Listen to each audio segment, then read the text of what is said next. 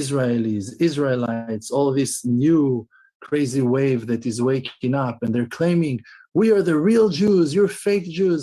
For me, it's so funny. Why is it so funny? I don't mind that you're claiming to be Jews. Like, truly, be'emet, from the bottom of my heart, I couldn't care less. You want to claim to be Jews? Claim to be Jewish. Maybe you have Israeli roots. I'm not saying that you do not.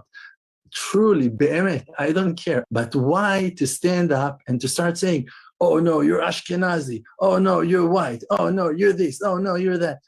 Guys, listen, you don't have a clue of your own history. But look at us, listen carefully, deep into your souls. Listen, we know the history. We gave our lives to write down all the truth. Now, the truth is that there were very, very evil, naughty Jews along history. Definitely, we're not trying to say, no, no, no, all Jews are righteous. Jews never sinned. No, only Jesus never sinned, guys. To your fake imagination, to your craziness that you're making up. Jesus, Jews with Jesus. Listen, Jews are not going with Jesus. Jews does not believe in Jesus. Jews knows the truth about Jesus. Jews knows that Jesus messed up, and it's okay. It's okay. We're not upset. We're not angry. That's the truth.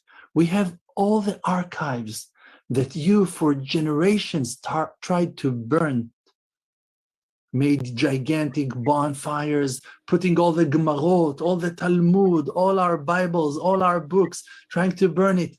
For what? Why do you burn holy books? Why are you burning holy books?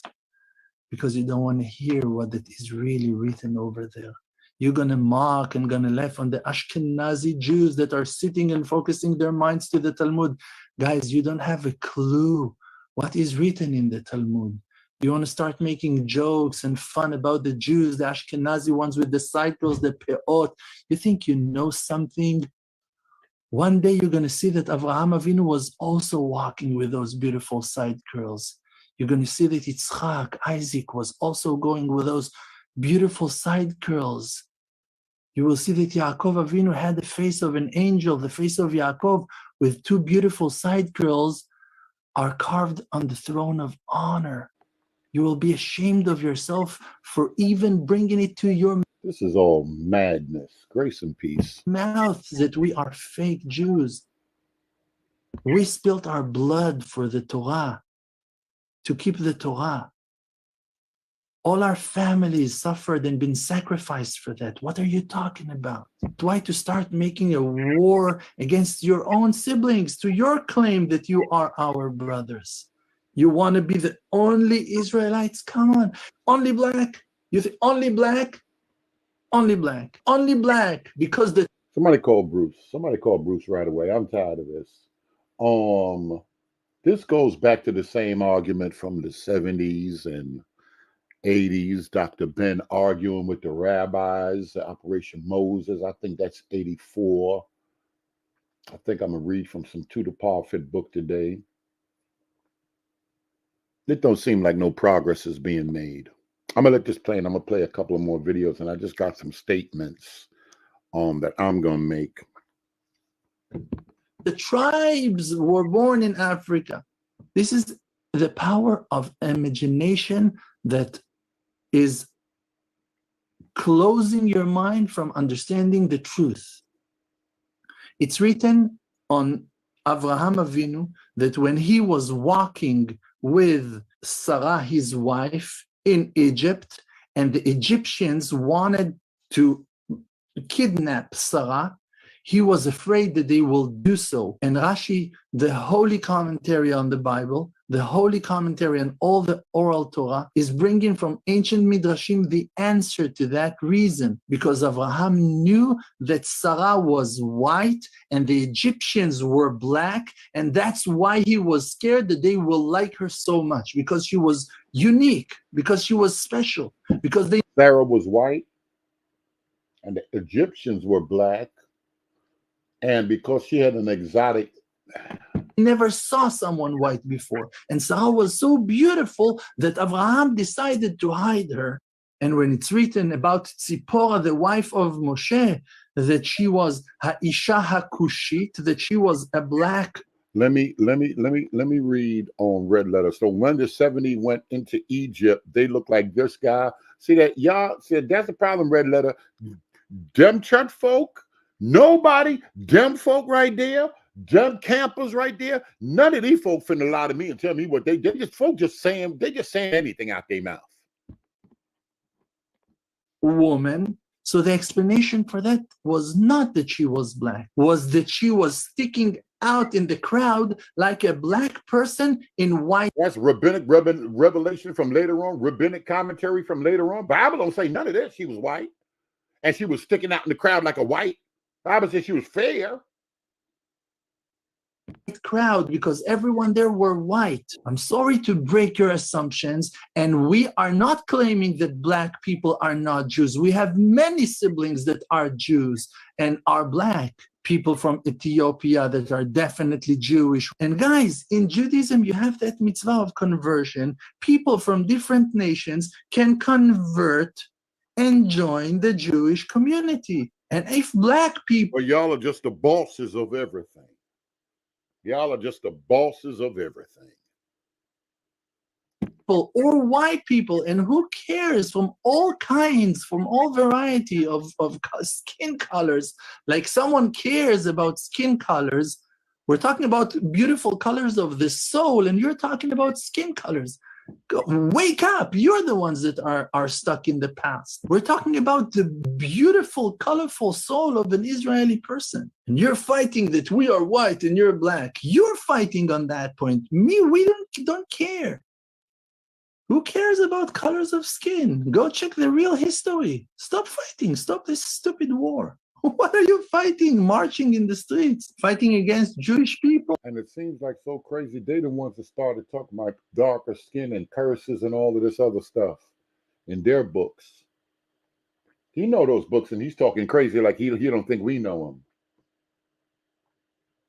them. We are Jewish, and no one will ever be able to take that beautiful thing from us. And you can join us. About conversion, that we're going to say, oh no, they're Gentiles and we're Jewish, that is halakha. And if for you this is a humiliation, so you need to go and work on your humility and to be a little bit more humble and to understand that it's for your own good. To go through that process, that you will show your good intentions. On the children of Abraham, it's written that they are merciful and kind. And if you are not merciful and kind, so you're not from the children of Abraham. And if you're cruel and violent, so you're definitely not from the children of Abraham. So just relax and try to work on your attributes and to be a better person. We are talking about the truth. And the truth is that we should all hold hands. And if we do believe in one God, in Hashem, that He is Hashem, Elokei Israel, Melech is the only king that we have. And we do not follow Christianity. We do not believe in Islam. We do not believe in Christianity. I had enough of this joker. Let me shut this down right here. Kobe in here. I just finished listening to the rest of it. I appreciate y'all. We've been going up a whole bunch of stuff. I appreciate everybody's been looking into some of this stuff here. Clearly, we're doing some stuff over here that others are not doing. I just gotta call it for what it is. And then old funny Gideon jumped on yesterday. These folk don't. I don't even want to get on the phone and hold on. Hello. What's up? All right, I'm live. I just hit the live button.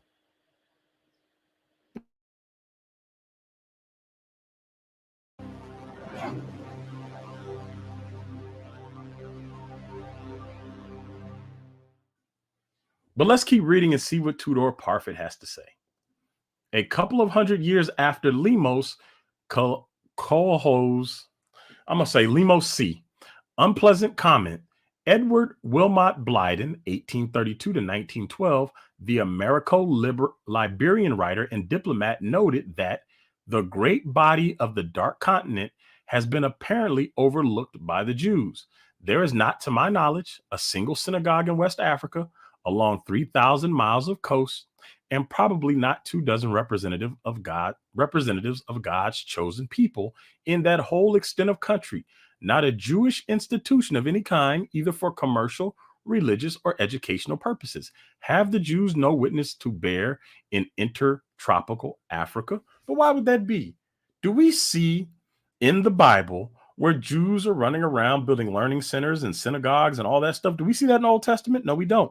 In fact, in the New Testament, we see there at the temple. And then there are synagogues spread throughout, but that is not what was going on with Israelite culture. So we don't see that there. And then also, even if they were doing that, you have to remember that the story is that these were children that were banished to West Africa, children who survived the island and grew up. Their first priority wouldn't be to build learning centers and synagogues. It just doesn't make sense. The existence in modern times of Judaizing movements or of groups with some apparently Judaic characteristics in sub-Saharan Africa has usually been attributed not to the influence of any incursions of actual Jews or conversos, such as the one referred to by C, but to the activity of European colonists and missionaries who constructed, he put that in quotation marks, such communities sometimes as an exercise in comparative religion on the colonial frontier, and more recently to the agency of modern forms of communication, such as the internet. However, we shall see traces of Portuguese and Spanish Jews who had fled the Inquisition may be found in various parts of West Africa until very much later than the mid-17th century, and their influence on the local population, and therefore perhaps on contemporary Judaic manifestations, may need to be reconsidered. Interesting how he's saying this may need to be reconsidered. But people were saying they didn't see the evidence. But once again, Tudor Parfit and others are saying, no, these people here were Jewish. There was a huge Jewish influence. These people were Israelites. Let me read this right here. I'm gonna say something about Covey. Key said, amazing Covey, the seminary professor, not once said the topic we have been discussing was a hot topic for a while now. Covey said more than once that a lot of times things that's being discussed, sometime in seminary, it's like science, it's like the government.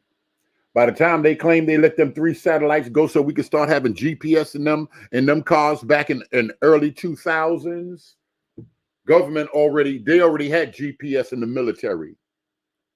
And he kind of explained it like that seminary and certain things are a little ahead.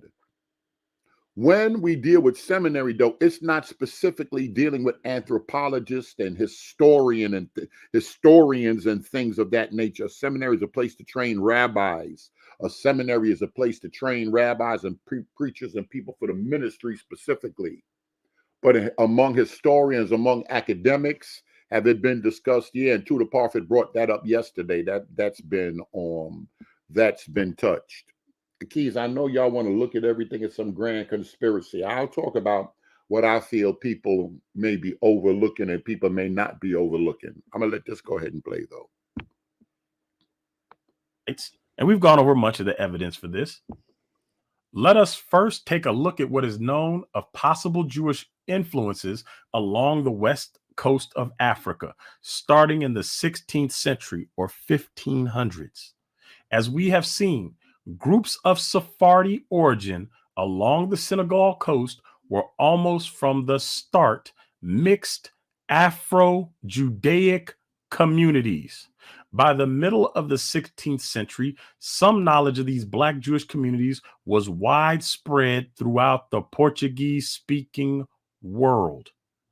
So if there were communities in West Africa of Jews that were known and it was widespread and people knew exactly who they were. Do me a favor, were there communities, according to Tudor Parfit yesterday, were there communities definitely of Black Jewish people in West Africa? where they were, and he says it was Afro-Judaic almost from the start. What happened to these people? Did they just get overlooked during slavery? And then they were managed to escape and disappear somewhere, probably to Central Africa? Or were they targeted for slavery because the Portuguese had already been targeting Jews in the Inquisition? The Portuguese decree to enslave Jews had already happened in the Inquisition. And then later on, we're going to get into the Papal Bull, not in this video, but in part 5, we'll probably get into the Papal Bull, where there is a decree from the Pope to enslave all infidels, which included Jews. We'll talk about the decree to not invade a country who already has a Christian king. We'll talk about all of that stuff coming up in the series. But the fact is, if you know these people existed there, what happened to these people? That's going to be the theme of today's video. I'm going to keep asking questions. Let's see. No less a figure than the Archbishop of distant Goa, Dom Gaspar de Leo, wrote about Black Jews along the coast of Africa in his introduction to a polemical anti-Jewish work written around 1565, some 5 years after the establishment of the Inquisition in Goa. He included a general denunciation of Jews who have rejected the Christian message. He wrote, "Judaism is an illness, one that lasted 2,000 years and claimed 2,000 million souls, and had come about because the Jews had originally refused remedy from the hand of the ultimate medico, Jesus Christ." Now, you will still see some of these anti-Jewish, anti-Israelite sentiments among people who call themselves Christians. That's why they show so much hatred towards us and others who say that they are Israel but don't have white skin. The spirit of the Inquisition is alive and well in many Christian churches, including the Black ones. Not all of them, because there are a lot of Black Israelite churches out there that people don't know are Israelite. It says this illness, which afflicted the Jews, had the effect that Why would you think he would say that? There's a lot of Black Israelite churches out there that people don't know are Israelites. wherever they have lived, they have been cast down and rejected, so that even the Black Jews of Guinea suffer this curse. Deuteronomy 28. We've talked about how Deuteronomy 28 was seen as Bible prophecy, always been seen as Bible prophecy. The only people that don't see it as Bible prophecy are these modern day Christians and people who don't. Was there a source where some older source where some white man wrote down that the Jews were scattered because of prophecies of Deuteronomy 28? Believe in Bible prophecy in general, but within the body of believers, these modern day Christians are in denial as to what Deuteronomy 28 is really about. And we've covered that already. So it says they suffer this curse. How does one understand this? What he no doubt meant is that even those Jews who had escaped the clutches of the Inquisition and had established themselves safely in Guinea, that's in Africa, as Jews, and who even had the support of the local authorities, were not as well off as they imagined, and in any event could serve as a reminder to the faithful of the consequences of rejecting Christ, and could be sure that the curse would follow them. Now, Tudor Parfit, to my knowledge, is not a religious person. So his understanding of some of these references without the context of the Bible, he does the best he can. And I'll give him the benefit of the doubt that he's doing the best he can, because I don't know him to be a religious person. I may be wrong. Whatever is implied by this reference, it seems as if by the 1560s, the Black Jews of Guinea had become a byword for Jews who, despite everything, has survived Christian attempts to stamp them out. Who was attempting to stamp out people? The love your neighbors as yourself crowd. They were attempting to eradicate Jews, Muslims, and infidels all over the globe. So they went around slaving, murdering, raping, and had a convert or die policy. Do me a favor and press 1 if you always learned that Islam was the convert or die policy. Give me a 2 if you never learned about Islam having the convert or die policy. That is because when the Christians won, and remember, America supposedly was a Christian nation, so the Christians are going to give the narrative and make themselves out to be the hero. They were the ones that had a convert or die policy, because we can read through history and see that there were groups that hated the Christians so much. I read this before. The Copts in Egypt, the Copts, the Abyssinians, the Israelites and the Nubians made an alliance with the Muslims to kick out the white Greek Melkites. And we see this happen in other places. Muslims didn't have a convert or die policy always. They would make alliances with people to get rid of white Christians. And that's a historical fact. So let's keep going. Let's see. All right, I'll start right here. Whatever is implied by this reference, it seems as if by the 1560s, the Black Jews of Guinea had become a byword for Jews who, despite everything, had survived Christian attempts to stamp them out. Even the Black Jews of Guinea. Was Dom Gasper referring to well-known communities of La Petite Côte, which is situated rather to the north of what is considered Guinea? Or was he referring to some other community further down the coast in this vast area known as Guinea or South Guinea, which stretched as far as Angola? Let me see here. Angola is here. So he's saying it stretched from here all the way over to here. And we know there were some up here because this is Morocco and they fled to Morocco. So we know that there is a Jewish presence, a Black Jewish presence going all up and down here. We know they're going to be in Central Africa, Northern Africa, South Africa. We know that these are the places they went according to historical records. It says the presence of isolated Jews of different sorts further down the West Coast, far from the La Petite Côte, is indeed attested in subsequent years by a number of Western travelers. John Ogilvie. We have brought up John Ogilvie so many times. Now, it's interesting that once again, you have these people who are opposed to this information say they can't find this. And here's Tudor Parfit bursting their bubble. Now, for those who don't know who Tudor Parfit is, real quick, this is Tudor Parfit. Seems he's able to find this information rather easily. It seems other people are able to find this information rather easily. I've been able to find it. Benai Israel's been able to find it. Ron Dalton, Pastor Kelly, Teo Ministries. Everybody's been able to find this information except for the Christians who don't want Jews to be black. Amazing. The people. What are y'all, that last part right there? Everybody could find this information. Everybody can find this information except for the Christians that don't want to find it. Benaiah found it. Kelly found it. Tudor Parfits found it. Yesterday, I played a good bit of Tudor Parfit, 2 hours, a little over 2 hours of Tudor Parfit. They shut the live stream down, went back and played another bit of information. Did Tudor Parfit say anything? I'm asking y'all, did Tudor Parfit say anything in the video that Dante has been claiming in the past 4 years? I'm not talking to Israelites right now. I'm going to block you. I'm not talking to y'all. I'm quarterbacking this right here. I'm asking the Christians, Leo, did he say anything? Most excellent, did he say anything? I already know Kobe's response. Kobe, I wish I could play that. I want to play that. I want to play out some of our conversation back there. Just that last 10, 15 seconds. That's my question to y'all. Did Tudor Parfit say anything to bear witness with some of what Dante been saying in the past 4 years? Kelly and him, I don't even know about that. I ain't dealing with them right now. I'm just dealing with one person. I'm dealing with one person. And I'm only dealing with one person for a reason. Let me show y'all this right here. And the source that this gentleman is using. Here we go. Is it this? Yeah, I think it's this right here.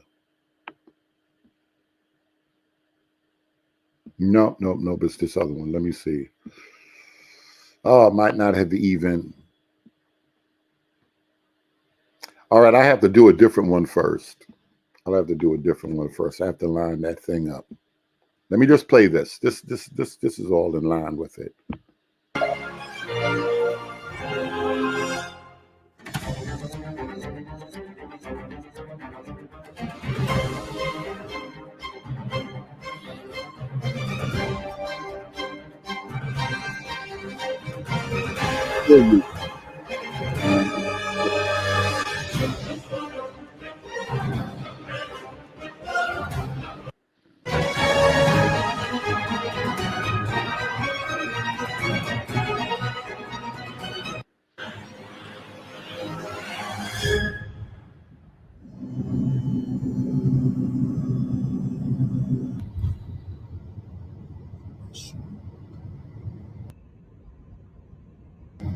There's another road there.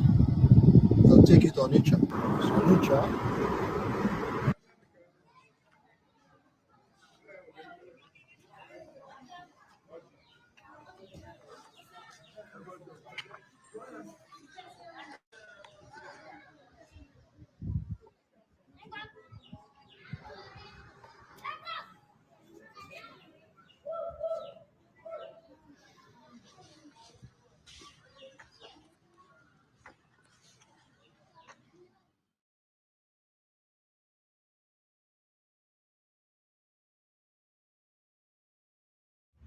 What's up, family? This is your man, not your boy. Go Black to Africa. So I made it to my destination. There are people who are rich and there are people who are righteous. And I was like, there has to be a way to be both. What made you a person that could write a book called Down here in the Igbo land. Aguleri. Aguleri. Precisely. Yes, yes. And this is King Fidelis. Akuba Okafor. Okay. Yeah. He is a king, a representative in Igbo community in the Republic of Guinea. In Guinea. Yes. So I was in Ghana, and the king there of the Igbo people in Ghana, yes, he connected me with the king here, who would show me around and kind of also introduce me to the king that's of all the Igbo people. Yes. What is his majesty's name? His Majesty Chukwuemeka Eri. Chukwuemeka Eri. Yeah, Eri. For the 34th. He's the one sitting on the Eri throne. He's the one sitting on the Eri throne. Yeah, the Eri is the 5th son of God, and God the 7th son of Jacob. Now hold up. Yeah. You probably didn't catch what he just said. Say that one more time. Oh, good. What I'm saying is, Seminary Cove, you heard my message. Tell me whenever you get some lunch or you have a couple of minutes. I know you said your people, the people there at school. Let me stop that thing for a minute. Garfield said, good morning. Garfield said, don't believe in Jesus and follow Orthodox Judaism next. But still, I don't care if he believes in Jesus or not, like the other rabbi from earlier. He's from the tribe of Gad, and he's in Africa. The Jesus part, I'm putting that Jesus part down for a minute, and it's okay, y'all. I'm putting that Jesus part down. We're not, and you other folk coming here with Bible, we're not quoting Bible today. We're looking for what you call extra biblical sources. To the prophet ain't running to Luke. To the prophet ain't running to Ezekiel, y'all. We're dealing with extra biblical sources. So all you folk that's so pure and so holy that can't speak outside of the Bible, today's not the day for you. Today's not a good day. We're dealing with extra biblical sources, and then we'll put the Bible on top of it later on. Scholars ain't dealing with the Bible to look for no folk. They might have been thinking about it back then when the Bible had a strong influence. But right now it doesn't. That's how we moving over here. If you don't like it, you don't have to be here.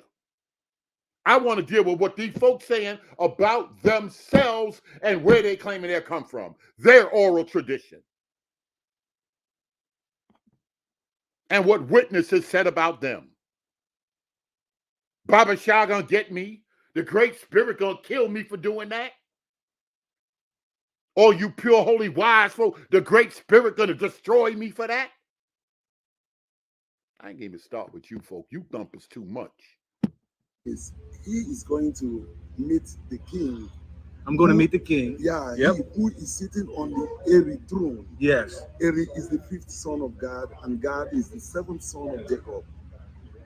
The 5th son of God. Now, you got to understand something. Yeah. That is God, G-A-D, who is part of the 12 tribes of Israel. He's the 5th son of God. While God is the 7th son of Jacob. So God had his 5th son was Eri. And Eri is the father, the progenitor of Igbo race. Of the Igbo race. Yes. So we are here in Igbo land, and they're going to show me around. Yes. They're going to introduce me to the king. Yeah.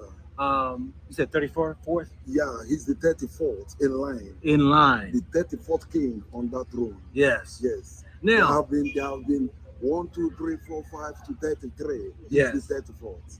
34th. Yeah. Okay. Does he speak English? Not really. Yeah. No, they are going to be introduction. What I mean, interpretation. Interpretation. Yes. I saw a video of him. I didn't see him speak English. No, he doesn't speak Yeah, English. yeah. We got an exciting tour. You're gonna show me around, introduce me to people, and all that right there. Yeah. I got one question for you. Okay. Maybe 2 or 3. 5, 10, 20. How long you been a king? Yeah. I took this position on the 13th of September 2013. 2013. So this is the 11th year. 11th year. Yeah. How do one become a king? Actually, it's it's not something that was imposed on me. Okay. Yeah, it's something I took upon myself Okay. because of the situation on ground then, when we see that our community does not have leadership, Yeah. and we face some kind of persecution, we face some kind of intimidation, harassment, because we are in a foreign country. Guinea, you speak of Guinea. Yeah, Yes. we're talking about Guinea. Yeah. So then our people decide it's in our tradition to have a leader, Yes. a cultural or a traditional leadership Yes. anywhere outside Igbo land. Okay. Anywhere we go, anytime we are outside Igbo land, Yes. we select among ourselves a cultural leader who is also referred as king. Referred to as king. Yeah. Okay. So apart from the president general of the community, we have a cultural leadership as well. You all got to understand what he's saying is that they have a representative Yeah. and be the voice for the people Yeah. in the country you're in. Yeah. So the Igbo has a leader, which is a king, Yeah. and any issues or problems or things that need to be taken care of that is related to tradition. related to tradition. Yes. Okay. The king took it. Yeah. That's the king's responsibility to solve that. Yes. Yeah, but if it's something that relates to a kind of administration like embassy, foreign affairs, internal affairs, Yes. we have whom we call president general. President General. Yeah, the president general of the community. Okay. Yeah, but the president general is under the king. He's under you. Yes. Okay. So he'll take care of people's passports, visas. That is the work of the president general. Okay. Yes. Yeah, he'll take care of that. Yeah. Great. And family, being African American in America, we don't have a representative. Oh, okay. The representative is your embassy. Well, it's an embassy, Yeah. but black people have no representation. Black people don't have representation in America. We were stamped American during slavery. Okay. We didn't get the choice to come back to Africa. Yo. They just said you're American citizen. Yes.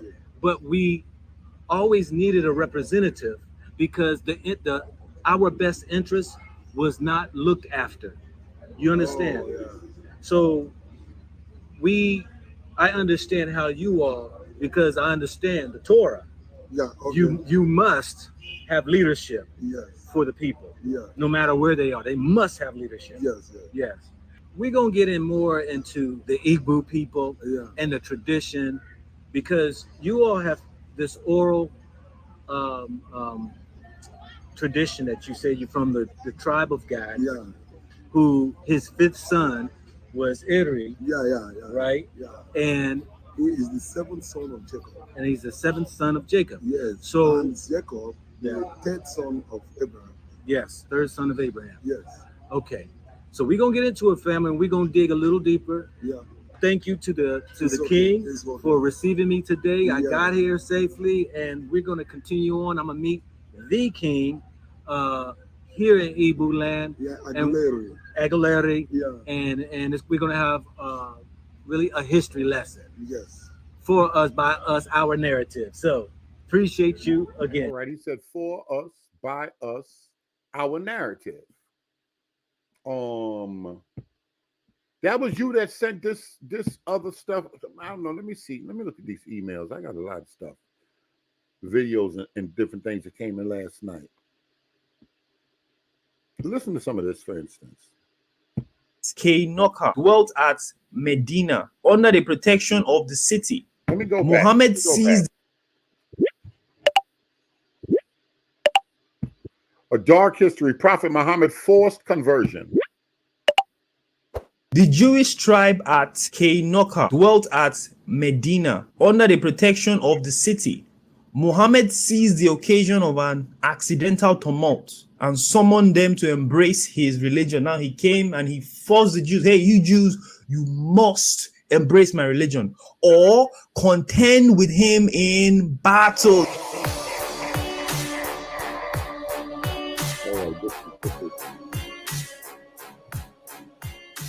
What is up, guys? Welcome back to the channel. Today I'm going to show you guys some history, some hidden history of Islam, okay, of the Ishmaelite religion, and how, although many people don't know this today, a majority of those Negroes who are Muslims actually descend from the Israelites. Okay, this video is going to be very, very impactful.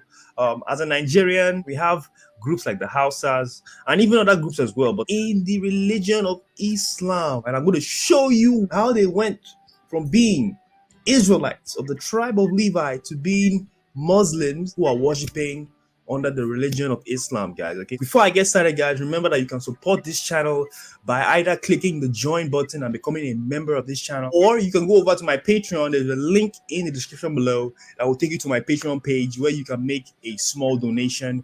Whatever donation you guys make, I'm going to use to make more videos for you guys, bringing out more of the unknown history of our people scattered worldwide, guys. Okay, and also the links to all the books that I'm going to be using in this video will be found in the description below. How many I need some Christian videos talking about or dispelling this nonsense that they're talking about scattering. Who's the only people that who y'all most excellent got a video on Luke 21? So you can go over there right now and get these books. If you want a hard copy of these books, you can. I just don't understand it. When so many people talk about scattering, prophecy, scattering, all this scattering, and there's not a lot. We do it over here, so I can't be mad. People looking at videos and responding to things, but it's people that's out there that's established, like you would call an urban apologist or researchers or whatever y'all word. Well, I don't know what word y'all want to use. Don't really deal with the scattering as much as all these folk. The internet is flooded with a scattering, and a scattering being prophecy. And I just don't see enough people that are recognized doing the work. Doing the work. We got some folk over here. That we've dealt with everything. Leo and Covey and Most Excellent. We've got some people over here, and their challenges are fairly recent. But I'm talking about people that's been out there saying that they were answering questions in an urban setting. That's when an apologist, somebody that speaks in defense of something. I gotta admit it that I feel a lot of this stuff haven't been touched because them folk weren't familiar with the information, and nobody thought enough to go look at it. We start looking at it. And let me ask Keys, because Keys like coming up in here running his mouth. Let me ask Keys. Have there been in the last 4 years charges? Look at this information. Look at this information. Look at this information. Look at this information. Then folks start looking at the information because Kobe put up them pictures and the information y'all was telling us. That was them light skin hook. No, that was the man that I played in the first video, bragging about Sarah was white with the 2 curls on the side of his head. The man in the picture looked like him. And then and then some other people, not saying name, but people start blowing shots. Why y'all dealing with disinformation? Were Christians invited? Was this channel invited to look at information? And Christians invited to look at information, then they would start pulling up sources and pulling up information and taking the time and walking through it, spending an hour or two reading the book, watching the video, going through stuff. People mad. Like, what the hell are you looking at this for? Which one is it? Which one has been unlimited keys? Look at information. We look at information. Folk get upset. Y'all making charges like y'all don't want none of the information we putting out. We putting out the information. People mad now. Everything y'all say we did. DNA, everything y'all said we looked into. Let the video play. Go to the links down below and get it, guys. Okay, so let us get started. We're gonna start off with a book called The History of the Jews from the Destruction of Jerusalem. Covey, who said that to me? Who said that to other books to me last night? Listen to this. To the present time, okay, by Hannah Adams. He's in Africa. Who we heard Hannah Adams from before? Who been ringing our ears off with Hannah Adams? He in Africa dropping this video. He only got 5,000 subscribers right now. Do y'all got an idea what's happening? Thank you, Second Exodus. Now they in Africa using Dante sources. I be feeling like crying sometimes. I'm gonna tell y'all the truth. Y'all so holy and pure. Y'all know so much. God, these people know so much. God ain't gonna show you how to come against the wicked one. If the information ain't true, that's all I'll be saying. And like I said, not even the dudes that Met Channel knew. What's my man name right here? Spookism, Leo Channel knew. Covey Channel knew. I'm gonna tell y'all some of the things that hurt me the most. Back in the days, I remember I was doing the research and laying into that after Billing with the Dread and the Square and them Ethiopian girls looked at me with disgust. They said, "Y'all not us." Woo! I felt disgust. I feel that in my soul till this day. That I felt that with disgust. Few things in my life. Another thing in my life I felt with disgust, and I'm rambling right now, but that Professor Dr. Richard Katz, ooh, I felt that with disgust. But at the same time, always still open and trusting folk. And all right, you research, let me look into this. I'll lay into this and I'll lay into that. Now, y'all may not be offended that they using Hannah Adams, that basketball players start saying some stuff, and Kanye starts saying some stuff. And I know when I hear the stuff that they say, I know what TikToks, I know what videos, I know I got a good idea who they've been listening to. That stuff don't mean anything. This stuff ain't going nowhere. Let me just let this play. Okay, this book was published, as you can see right here at the bottom, in the year 1818, guys. Okay, this book is like Drop the link for what? You want to play the organ for me? You want to run interference? And I told y'all it was like that other little dude back around the way he used to come through the Barnfield with the truck jewelry. Bang, bang, bang. Everybody got to hit him. The whole city was tight. Like 50 robbing everybody, 50 letting that thing go. Folk want to kill this dude. That's the only thing I can compare it to. They finally call him coming out of Albany Projects, I think, back in the day. But that's the only thing I compare it to. One person is doing so much, is aggravating so many people. And these not regular people. These people getting it. Aggravating so many people. I would say, let me go deal with that right there. I told y'all 2 years ago. I said, y'all need 30 people. Y'all 30 people need to be on Benaya. 30 people need to be on Dante. 30 people. I'm talking about researchers. I'm talking full time. Y'all need to be on their behinds. Told y'all that. Fair use. 200. They say it's easier to get the fire out. I know a little bit about fires, y'all. I've been involved in a little arson here and there. You got to put the fire. You got to get it out ahead of time, because once that thing starts spreading, it's harder than turning into 3, 4, 5 alarm fire. I think 6 years old, guys. Very old book. 206. Okay, so let's see what this book has for us. We're going to go to page 152 within this book. Okay, so here we are on page 152, guys. Okay, let's see what information we can glean from just the opening of this page. Okay, listen to this, guy. Okay, so let's start from right here, guys. We're going to read from right here where it says AD 600. This is after the death of Christ. 609 years after the death of the Messiah.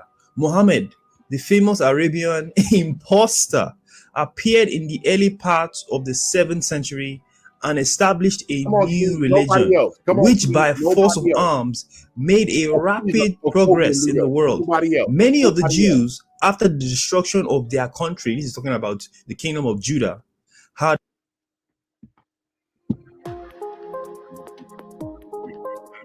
Security is everyone's job. fled to Arabia. Many Jews, guys, okay? And the industrious exiles, yes, they were industrious people who aspired to liberty and power, obtained possession of several towns and fortresses. Let the interference begin. Who just hitting my jack? I hope this ain't Garfield hitting my jack. I'm already aggravated. Who this right here hitting my jack? Let me stop. I hit Garfield at 1 o'clock. I hit Garfield any time in the morning. I feel like I got some eat. Oh boy, here he go. I ain't even think I'm acting. Let me turn my phone off. Go ahead, Keith. I'm muting myself. I'm just basing this overall of what I've heard recently. You said out of your own mouth, either yesterday or the day before that there were claims that we already debunked this and debunked that, and you said they haven't. And then Garfield gave a 1 out of 10. Now, at some point in time, wouldn't those that are in this fight on a certain side kind of reassess some of the things and figure out if the strategy is even working? I don't even know if people got a specific strategy. All folk need to do is deal with the information. I think I voiced it yesterday that Damon Richardson came in with that Wayne State thing, and that was another time. That got to go down in history. And he's been where's Waldo since then? Can't find him. It is what it is. But you know what I mean? I just think that. Let me know if you could jump on. I wanted to deal with some of that. What we, the last two things you said to me. Unless you want me to play the communication, I think you could articulate it better. But I know like I said, I know your people there at the job in the office. Go ahead. I'm muting myself, man. Go ahead. I mean, if it's a strategy, then like Garfield seems to be like who everybody's kind of looking for a certain side of information, which is no problem. But if that's your unbiased source of opinion, and he himself said that it was a 1, and then a year later came back was a 1, and then said I'll maybe give it a 2, something ain't adding up. Because I would think that, you know what I mean, that the church with all of the history would have definites on, or a little bit more definites on this, and it just don't seem like either the church is really that invested in the art in the topic, and then, you know what I mean, for this to be a hot topic, and then a hot topic for what Tudor Parfit said, what, about 100 years or more,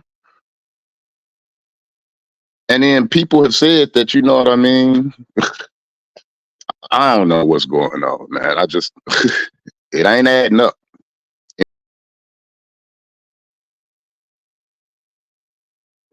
Go ahead. Just certain things ain't really adding up when you look at it in its totality. Because let's say, because I already told you what my belief is. Question. Oh, all right. Go ahead. I already told you, where I stood on it. I was labeled an Israelite, but the whole time I said I'm in the church, but I believe that the claims are valid. Okay. All right. Hold on a minute. Come on, Seminary Cove. Hey, what's going on? Shalom, grace and peace. I guess to start, you want to read some of what you said, or you just want to? How you want to do it? Yeah, I'll read what I said. But first, I wanted to address the hot topic thing. Right now, for people like me, and I think maybe Leo, since he's getting into it, this parting of the ways is a hot topic, right? Now, you probably never even looked at anything onto it, but for us, it's a hot topic. So when someone like Tudor Parfit says that, this Black Jews is a hot topic, he means for people like him in his small little field. Not information. New information doesn't come out all the time. So when it does, it becomes a hot topic for those, for that very small culture of specialists in any given field. Not for everybody. You know what I mean? That's why we're not going to bring it up in my seminary, because they don't really care too much for Jews of any kind. You know what I mean? They're not looking for that. So that's what he means by a hot topic. But now to get on something that may be kind of a hot topic for everybody here. I went back. I went back yesterday and I looked at that Tudor Parfit video of it's called Before Slavery. I heard some things that he said whenever we were listening to it here on Berean, and it caused me to go back and just reevaluate. I do have the book that Garfield recommended, and I'm going through it meticulously. You know, I check every single footnote. I don't just believe the claims, even written by specialists in the field. I make sure to check everything. That's why it takes me a little bit to read a book now. But even within reading the footnotes of that book of Tudor Parfit, I've come across some very interesting things. For example, it gives further evidence of this whole black is not always black and white is not always white thing. But that's for another time. What I really wanted to say now was specifically to that Before Slavery video that we were watching of Tudor Parfit yesterday. There were some things in there that I cannot sort of like shy away from. You know, I have to just be willing to admit what is said and follow the evidence where it leads. And there was a couple of things that got my attention, right? So yesterday we were talking about how there were certain Jews, black Jews, who after they migrated, they didn't stay on the coast. They traveled inland. I found it interesting in that video. I think it was Up Next. He had kept saying, well, they traveled inland to get those Jews. And I had not heard that before, so I didn't believe it. I looked further into it, and even in that video, it says, where was it? It says about the 8-minute marker that expeditions were sent out to bring slaves from the inland. So there's some validity in that claim, right? The second one was Dante's been saying a lot recently about white Negroes, right? Now, whenever you hear albino, I mean, how many albinos have you seen in your life? I've only seen 3. You know what I mean? So that's too rare to really be anything of worthy of note. However, in the video, Tudor Parfit says that from like the 11-minute marker, that there were entire tribes of these albino white Negroes, right? And they kept them around because they thought they had like special magical powers at the time. So they were like sort of like the armed forces for the king. And I thought that was interesting, right? And this is where I put something with the footnote about the white doesn't always mean white and black doesn't always mean black. But again, we can get to that some other time. Another interesting point to note was that at the 18-minute marker, we always ask how many black Jews could there possibly have been. Well, Tudor Parfit says that if you take the maximalist approach, now a maximalist means they're going to take the highest amount possible, and a minimalist means they're going to take the very bottom number. He said if you take the maximalist approach, there's tens of millions of black Jews that are living in Africa. That's a pretty substantial number, worthy of looking at, right? So continuing on, he goes on to say that at the 27-minute marker, that there were clearly black Jews that were kicked out of Spain who settled on the west coast of Africa from where slaves were taken. I found that to be very interesting, specifically because of what's going on in this video just a little bit and what he said in another video. At the 28-minute marker, he says that there is one very interesting group that was Muslim, but consider themselves B'nai Israel, right? The sons of Israel. And Tudor Parfit agrees, and he gives various reasons on why he agrees. Then at the 32-28 marker, the host asks if there is any evidence of slaves practicing Judaism off them ships. Now, Tudor Parfit says no, he has not seen any evidence of it, but he does see 1 or 2 hints that it's a possibility. So even though there's no evidence of Jews, of slaves practicing Judaism off their ships, what he does say was that there's evidence of them knowing Muslim prayers. And then as we're seeing here, and as Tudor Parfit already said, there was a sizable Muslim population who believed they were descendants of Israel, right? That's just like saying, well, I'm a Christian, but you know, my family was Jewish and they could have possibly been descendants of the Israelites. That to me is enough to say that, no, I'm not going to definitively say that anybody is Israel, right? Because I don't really speak in absolutes like that. But to me, it opens up it opens up the possibility that there was at least maybe some people that could have either come over on them ships, and more than likely, a whole lot more Black Jews in Africa and the surrounding areas that we may want to give credit for. And that's all I'm saying. I think that's what anybody should be willing to do, is just be open to the possibility instead of just maybe dismissing it all right away. Especially when we go to statements from people like Prosser and all of them earlier, before the the madness with One West. And there might be some people that have believed it. And we said we could have took it like they believed it was allegorical. I think like I'm gonna say a little differently. I think some of what Tudor Prosser said, I think some of what he said verify some of what Dante's saying. I gotta keep it a buck. Yeah. I gotta keep it a buck. I don't just be looking for all the negative. And I was a little bit surprised when some of it was some stuff Tudor was saying. Other folk, they just like, I don't know, maybe just went over their head, or they just wasn't looking to hear it. You kind of seem like we kind of on the same page with that a little bit. Yeah, and that's my thing. I don't go in looking to dismiss every piece of information brought forward. I don't know. It just so happens that this piece of information with this Hannah Adams book, when this was brought forward, the way that things were presented, it was shoddy research to begin with. So a lot of that stuff was wrong. However, when I'm going to check Tudor Parfit, he does his homework. You know what I mean? He's a doctor of this, one of the foremost specialists. This is his specific field. Yeah. So when I'm checking his stuff, I don't see a whole lot of what's wrong. And I don't mean just because, oh, I believe it, therefore it's right, or I don't believe it, therefore it's wrong.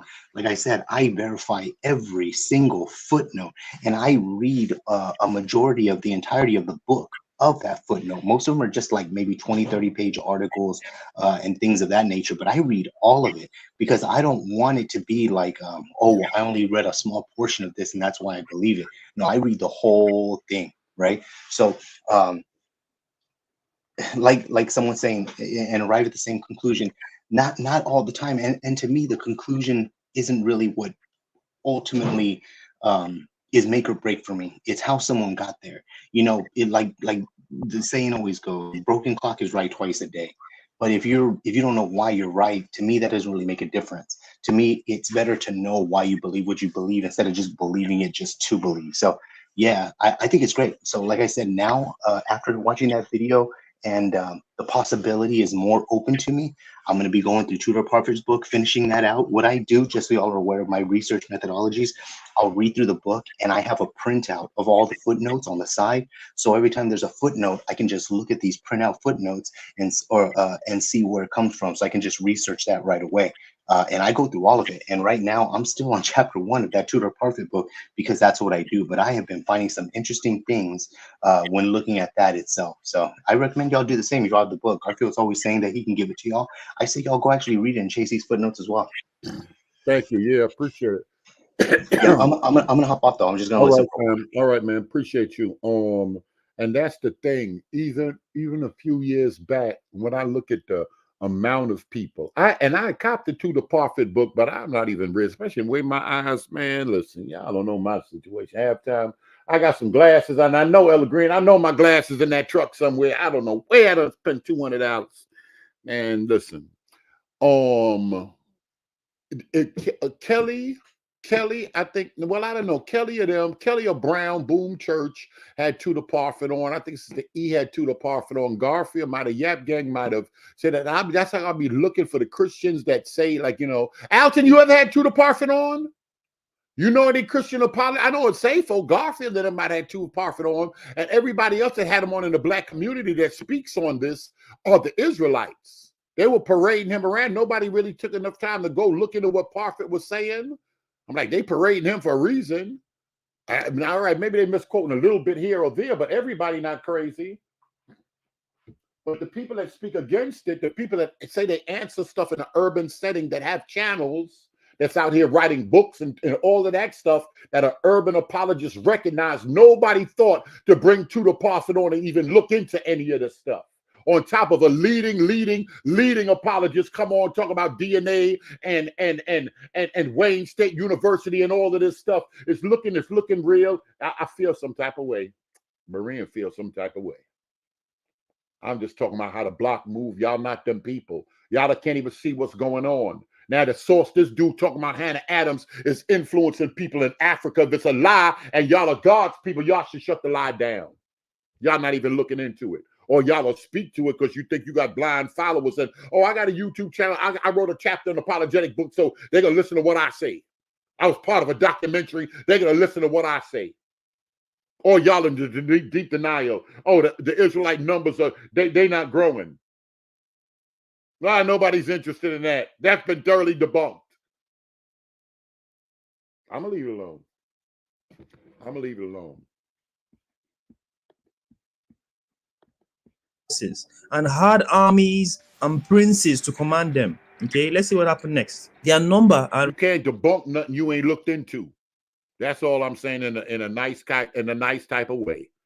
And church folk now, like I told y'all before, I'm like, oh, they got y'all with that law and they got y'all with the book, they got y'all with the doctrine, with Galatians, and they got y'all with that. But I said, I ain't gonna lie. I said, them Israelites might got y'all folk in that church with that history, apart from the Bible. With that history, they might have y'all there. All right, you say you look into the guy's source, he used that source wrong, or he was talking about that source. That's talking about them white Jews. I think it's established it was black Jews. It was a large number of black Jews down there. And I think Parfit and them confirmed that. I'm surprised all my other friends. Well, not my friends, all them other smart folk over there. I'm surprised all them smart folk with all them channels. I can name a dozen of them right now. And Dante don't drop videos every day, every 2 days, every 3 days. I'm surprised all them people over there. Respectability induced Muhammad, this is the Prophet Muhammad right here, at first to treat them with great attention. Okay, so he wasn't aggressive with them, he respected them sort of. Okay, let's see. Who do we have to call to the rescue? Garfield said, I'll come on right now, play some videos and make them, they ain't gonna be happy on this subject right here. So they ain't gonna be happy. Well, God has used Nebuchadnezzar, God has used the unsaved. Hell, God used the devil in the book of Job. So should I send Garfield a link?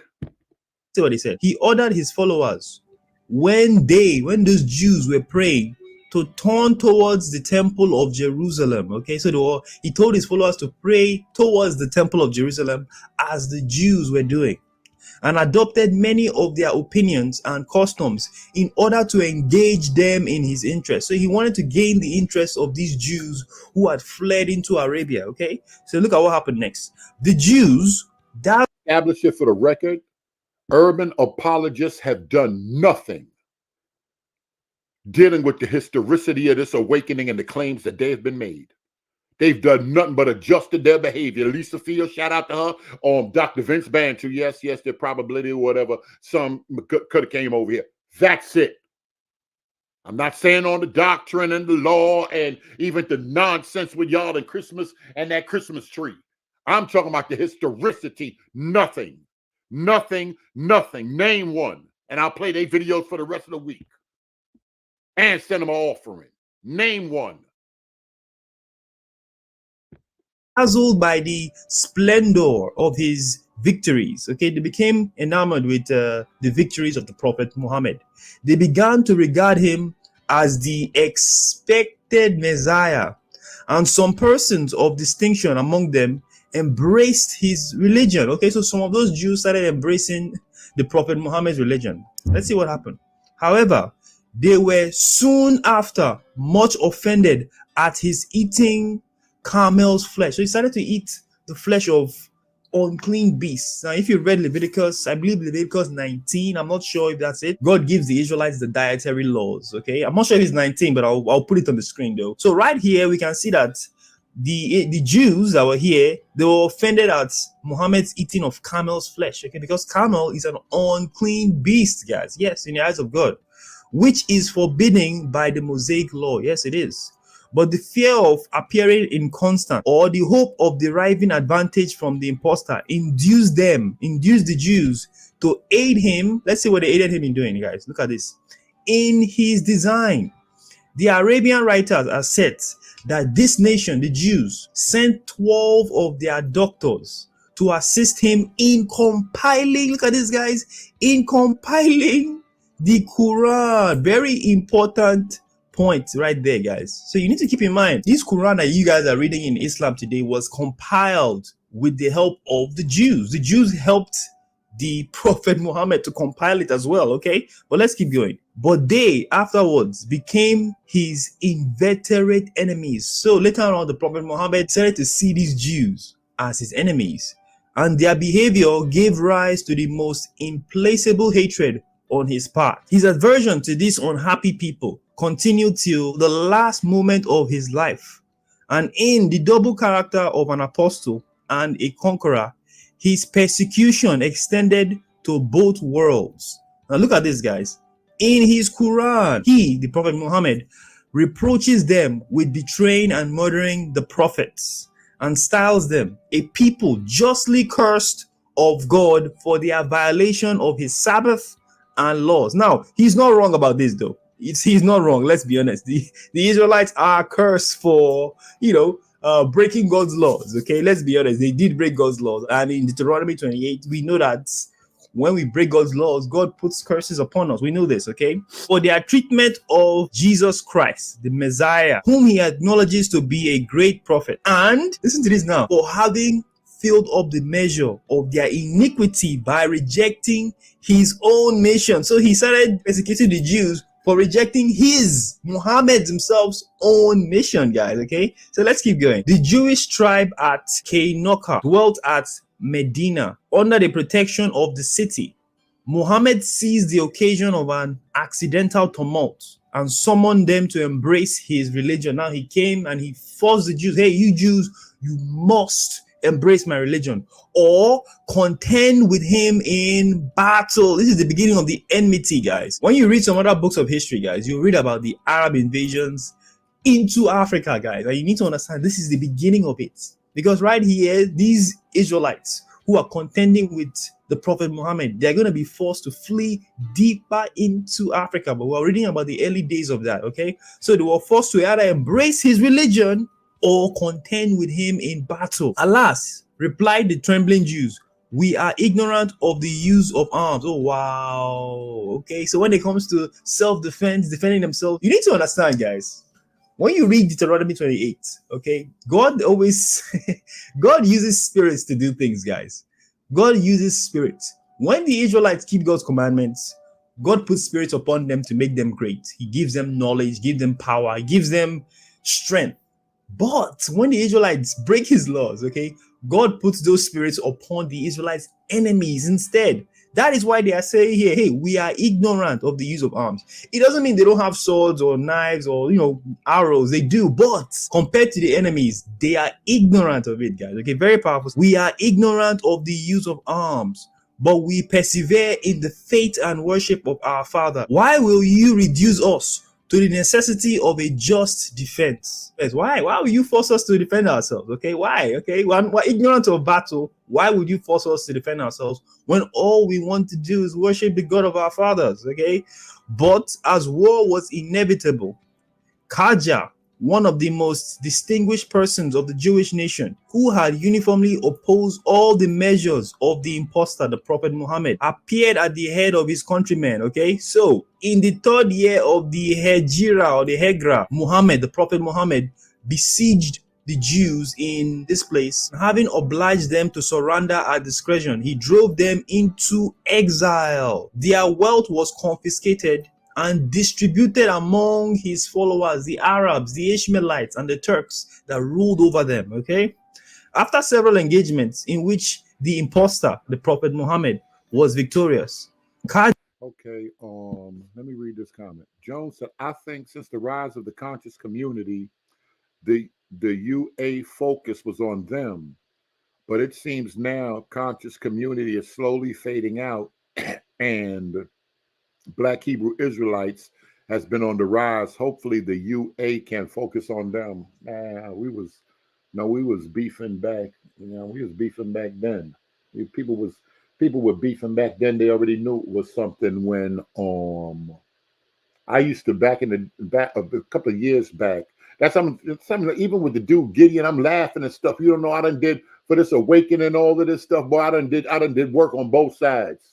But y'all get Sister E on this jack right now. I get the First Lady on this jack right now. who told boy that channel, her channel was birthed from this right here. I said, yo, it's gonna go sideways. You gotta start a channel. You gotta start a channel. You gotta start a channel. I get Sister E on the jack right now. Who pressed you to start a channel? I can tell you it's finna go left, what's finna go, and this way before. That's when I first met Kelly and Brown and them. That's when I first met them. I'm co-hosting with Sister E on a regular. We getting it in. I suffer not a woman. The child channel was birthed from this. They already knew it was beefing. Cherry and G-Man and them got on there. Brown was here. A lot of people was already here. And they got on wilding out and this and that, but it was already beef now. I can't lie. Even then, it seemed like Faithful was putting in some work. Sister Cherry, Faithful, but other people that started coming up, and then, you know, they wanted to organize and get the writing books and all that, and you get a chapter, you get a chapter. That's when it went sideways with me. Oh, Berean ain't got no 501 in the thing. You know the way. My boy, I ain't even get to those. That's when it went sideways with me, and I started beefing with them. They want to get the beefing with me like they could. Man, listen, y'all. I'm not dealing with y'all. Then I jump up on Jude 3 project. The dude said, yo, this dude Berean, you know, whatever, get him on there. I get on there. I wiles out. She was just looking. She was just looking for content. So she puts me on there, and I start talking about believing Christians and believing Israelites. Oh, Jesus. Them folks start calling Mason, them other people talking about, yo, he got an Israelite lean and blase, man. Listen, these church folk are just funny. These are pastors trying to influence these other dudes. These dudes are just funny. Churchmen, the church think they can just say stuff and control folk and all of that. A lot of y'all, I ain't gonna say everybody, a lot of them, but y'all can't do that. The block is different. So I came on trying to explain to these dudes, this is what it is out here. This is what it is out here. Y'all better get to recognizing what's going on. They didn't want to recognize. Had a big conference. I had the room dealing with the conscious community. Vocat had a room dealing with the Israelites. It was big. The conference wasn't even all that, so they ain't gonna spend money on being a conference center in Philly. They wouldn't have an epiphany in the church. That's where Gorilla Hebrew and them went standing in front of the church. You thought that they went in there bringing up the moderates and the Israelites and having extensive classes on the resource and the sources that Dante and them was using. I still got people I connected with. They not. It's just different. Those educated middle class black folk, they just different. I'm representing the block and a lot of these ignorant folk. These folk, Russell Higgins, these dudes in here is ignorant. This is different. Timothy Isaac, these folk is ignorant. But now it's Kanye, it's middle class black folk that started listening to the ignorant dudes on the block in the corner. Other dude is the general. He spoke to me. He said, yo, I can't lie. When it started locking in with the middle class people, that's when a cult becomes established. I see these people putting out work. I'd have been on their head from the gate. It is what it is. It's out here now. And then the thing that hurt me on top of that is that in my years of doing this, a few people came to me to eat pork, that go to church on Sunday, and they under that impression we Israel. I'm talking to Covey, and Covey was like, this seemed like the same thing in the community, and people just looking into the identity that they're Israel, and they're being pressed a certain type of way, kind of just what To the Prophet was saying about blacks in the west coast of Africa. I'm going on. I got to go get my life together. I'm going to go ahead and check in the crazy house. Let me see if that insurance pay for that other thing too. I'm finna go. I'm hearing voices. And these voices telling me some stuff against some of my church folk. So I know this is the devil. I got to go check in with these voices. Fair use. Raja, this Jewish guy, attacked him near Khaybar. And though this place was the seat of the Jewish power in Arabia, these miserable people, Jews are the miserable people, were defeated with great slaughter. Wow. You see that, guys, okay? This is us, Deuteronomy 28 right there. Let me show you guys a scripture. When the Israelites break God's laws, God makes the enemies stronger than the Israelites so that the enemies can overcome them. Let's get this in Deuteronomy 28. I have to read this, guys. Deuteronomy 28 verse 7. Listen to what God says. This is if the Israelites are keeping his laws, guys. The Lord will cause your enemies that rise up against you to be smitten before your face, and they that come out against you one way will flee before you 7 ways. Now, this is verse 7. This is doing the blessings, okay? If the Israelites keep God's laws. Now, let's see what happens if the Israelites break the laws of God, okay? So let's hold on a minute. Now, this is one of the problems. So how do you have this? I'm putting this out there for y'all. So how do you have a conversation with ignorance when we experience reading comprehension on here every day? Some people clearly just reading stuff wrong. What do you do?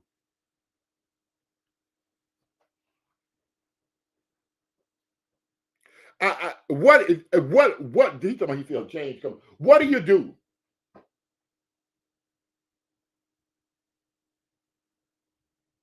Besides, like Met said, most people involved in apologetics, they aren't even dispensationalists. This cult got some scripture for your mind.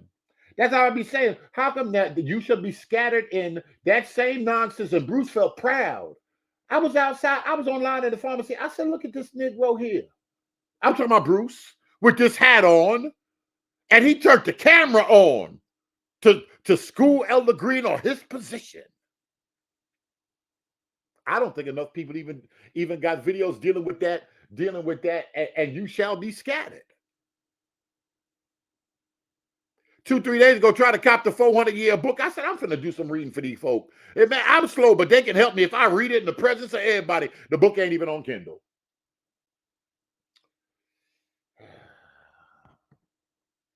What do you do when some people got reading comprehension problems? The slow people are going to spread it, but if people keep hearing it, a wrong interpretation, anything, even the Hitler thing is hard to stop. That's how another guy said, oh, the awakening is like a runaway train. A runaway train ain't nothing good. Ain't nothing in the runaway train but destruction. That's how they can spread that thing. So many black folk in America thinking Hitler loved them, and they in awakening because they thought Hitler was fighting for them. I don't even want to bring up the Putin thing in them pictures. But what do? Now that middle class, other people, not convicted fellas, not people in the street, not low lives. No. Now you got working people, law enforcement that believe we the people based on scripture and historical stuff that Dante and them bringing out. And two departments say some stuff and y'all gonna act like what he said didn't mean nothing? Even if it's scant pieces of evidence here and there. I don't know if a lot of people are prepared to answer some of these questions. That's all I'm saying. Now, Pastor Mike going in. Pastor Mike went in last. Matter of fact, I need to play some of that. Pastor Mike went in last night. But is it speaking to the historical aspect of this? Others will say if we're in Christ, it doesn't make a difference. We're all one and the same people. But if people was lying and the church was part of the lies, a lot of people already, JT Mac, we got Christians in here, dispensational Timothy's Christian ain't proclaiming Israel, but they feel some type of way about white Christians and supremacy, and they believe it exists powerfully in America. Yeah, we ain't making no, ain't no progress been made. Ain't no progress been made. Let's go down. Okay, so this is verse 25 now of the same chapter. Listen to what happens. And this is what happens if the Israelite break God's laws. Okay, look at this. The Lord shall cause you to be smitten before your enemies, and you shall go out one way against them and flee 7 ways before them, and shall be removed into all the kingdoms of the... Okay. Alton said, Jesus said, leave them alone. Wait a minute. Jesus said, leave them alone, blind, leading the blind. And that's because skin color doesn't make a difference. That's because it don't make a, you might as well say it right now so Keys can go ahead and get on the organ, let the Israelites dance, and we just close the church up, have the benediction, and get everybody out of here. I'll do Sean's job. I'll burn the building down. Forgive me, Lord. I shouldn't have said that. Burn the church down. Just nobody come back next week. It's a big fire. We don't know what happened. And I'm standing out there looking like, my God, what happened to the building? We might as well just burn it all down. Alton said, casting pearls before the swine. I want to know what he mean by those scriptures right there dealing with the awakening. If there's some historical truths to people coming over here not being African but being Israel, it doesn't make a difference because you're still blind if you're not saved, because these people claim they believe on Jesus too. I'm so slow. Now Kobe asking, because remember he came up here and said what he said. But he believed that he Israel. He believed on the Lord before he came to Elder Green and went down in the water. Elder Green only worried about, you don't want them folk going over there picking up that camp doctrine. Leave who alone specifically? Are we attributing a proof text meant for one group of people to an entire population? That's what I'm saying. When we start saying the blind leading the body, the pearls of the swine, that's because people got a cultural, I don't understand. Let me put the link out there. Listen. Matter of fact, let me put the link out there. I'm not sure how we'll take some of, I know Alter probably on the job. He'd be out in the field. Didn't Garfield call Dante a liar, but Tudor Parfit agreed with Dante?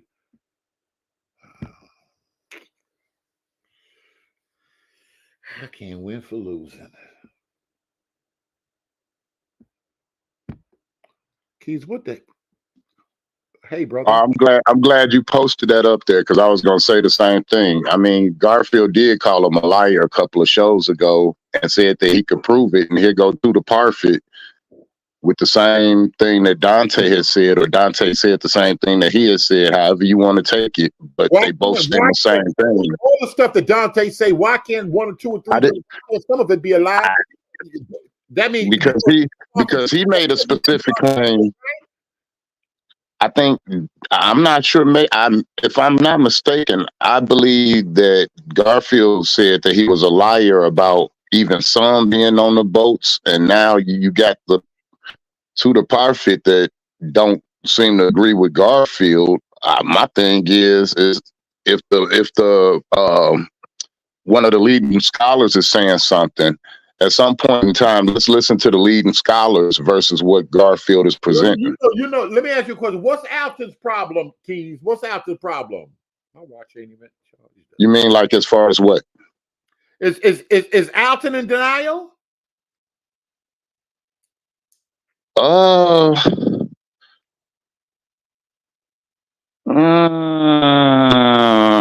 I just don't think that that's really his focus. Listen to Ryan Harris, y'all. Yeah, Israelites made progress.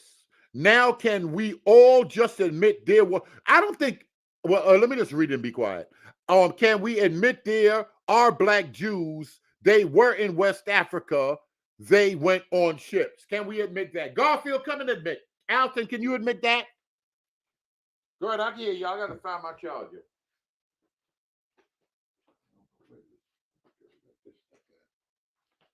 Let me play this thing here. My daggone charger at. I think Alton may be a little double-minded. Alton's stupid. That coon chip.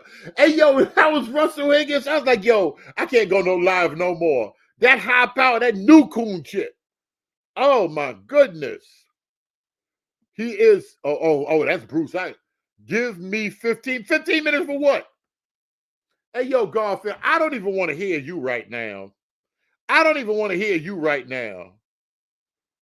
let me finish playing this right here. I don't know what this got to do with Deuteronomy. Guys, okay, this is what just happened in that history that we just read just now, okay? Even though this city, Kaiba, right here, look at this. Look at what it says right here. This man right here is one of the Jews, okay? One of the Judeans. He attacked the Prophet Muhammad in Kaiba. And although this place was the seat of the Judean power in Arabia, guess what happened? All right. Big Nate said we never got to the point. I just wanted to make sure we established them in West Africa. I don't care if them folk believe in Jesus or not, speaking tongues or not. I just want to establish them in West Africa. I think we did that. Now we'll get them on the ships. Did any early slaves believe they were Israel metaphorically, spiritually, or any other way, and use that, especially with them folk later on with a slave Bible? Did anybody believe that over here? Like I said, we got people that believe it. So many was there, somebody had to get caught up. I can't believe y'all still fighting that.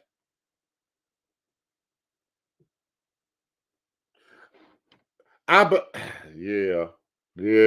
I got my phone on, Matt. Please, let me finish this and then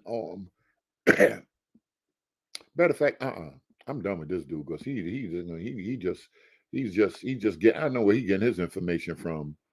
I'll go straight to the source, but I wanna. Let me start off right. Listen, I wanna encore. I wanna listen a little bit more of this right here. Economic importance. And in Loango, the king was surrounded by these white Negroes who acted as a sort of bodyguard and lived in very considerable wealth and splendor as part of the royal court. And they were there very largely because of their supposed magic powers. And if you read today in places like Tanzania, it's fascinating and also very horrific. There's always still a kind of idea that albinos in Africa are touched by magical powers. And in Tanzania, they are very, very greatly feared, and very often they're hunted down, they're killed, and their body parts are farmed, if you like, and are used in the preparation of magical potions. And I'm sure that happened as well, hundreds of years ago. There's no question about that. There was a particular issue about these albinos in many African states.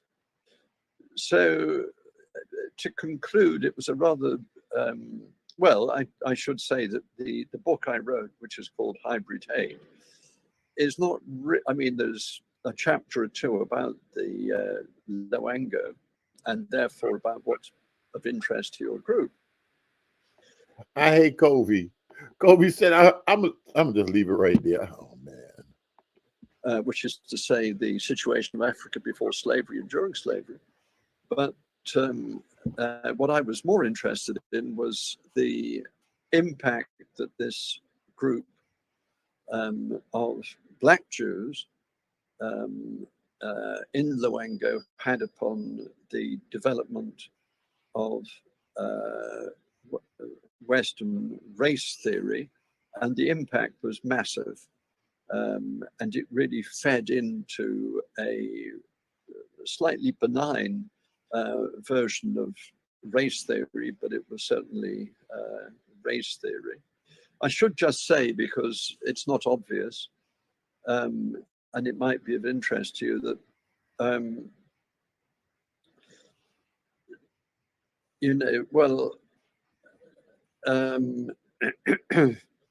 I don't really think that there was any racism before the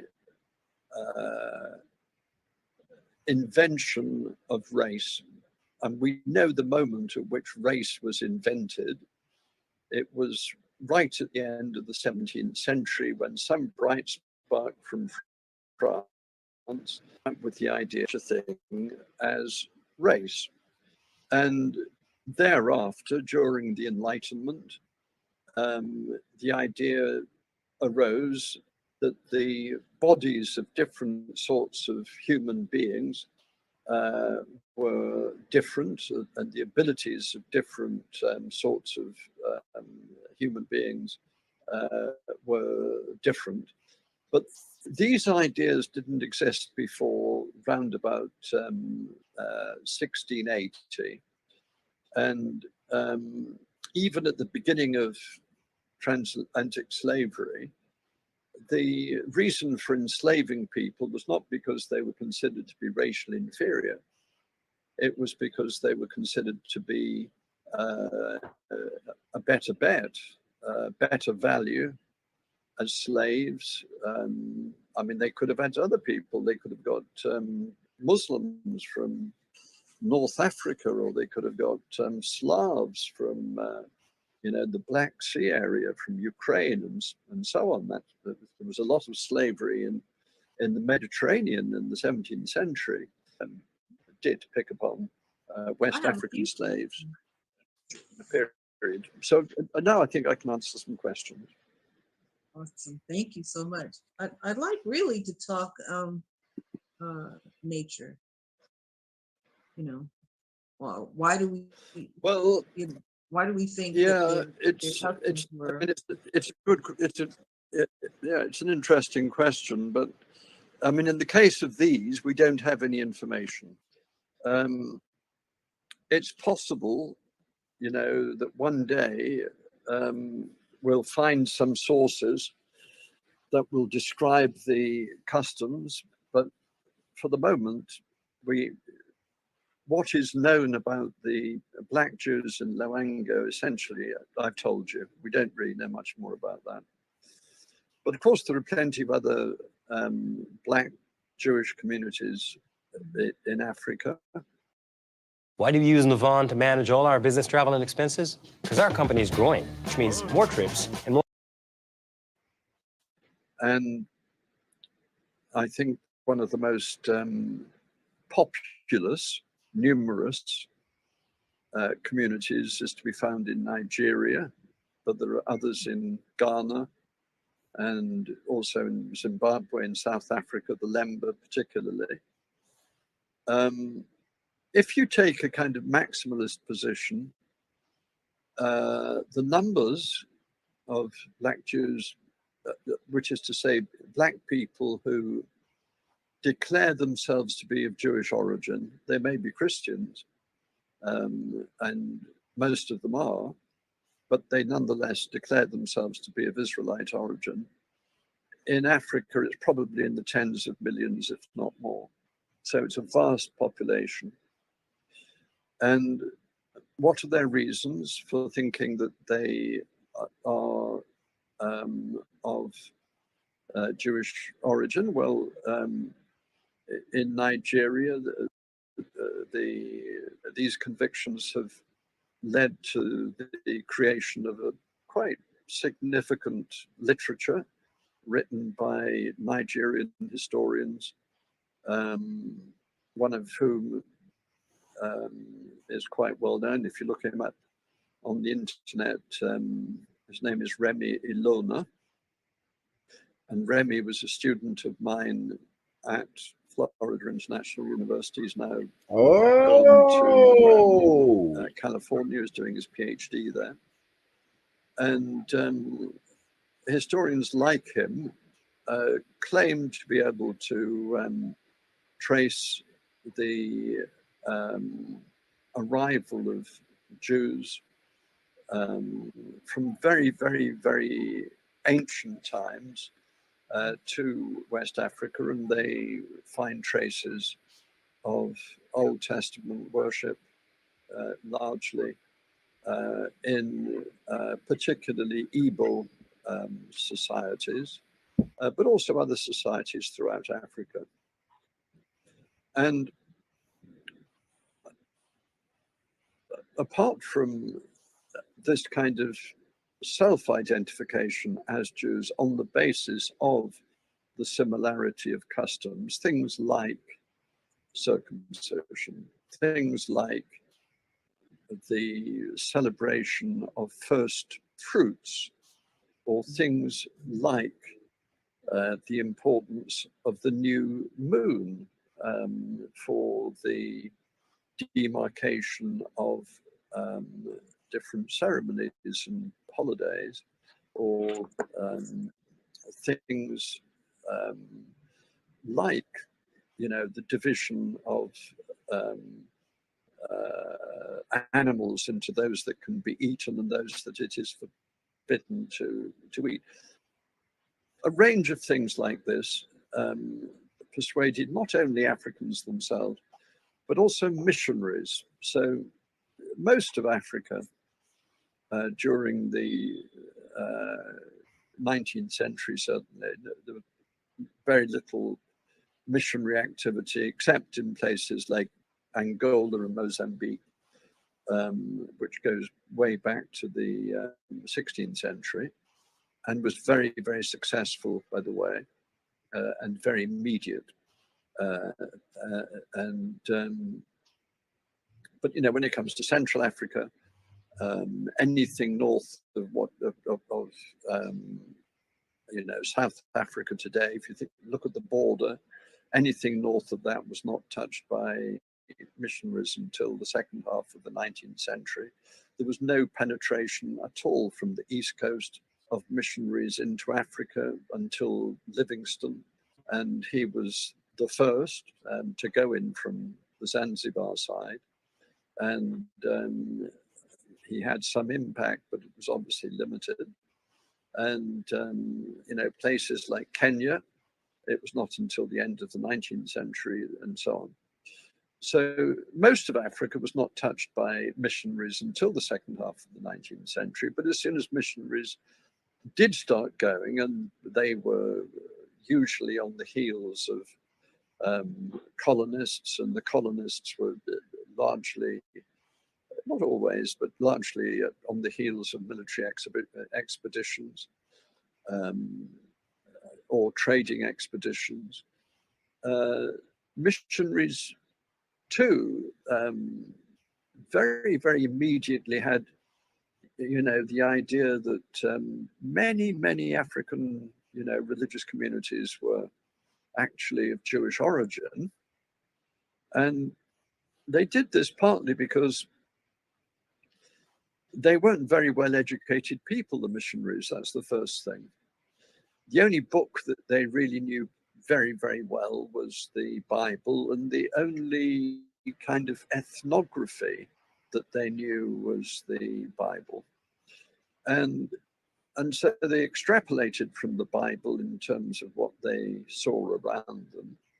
And anything in, you know, a local culture or a local religion that sort of reminded them of the Bible led them to believe that, yes, these people must in some way be Jews.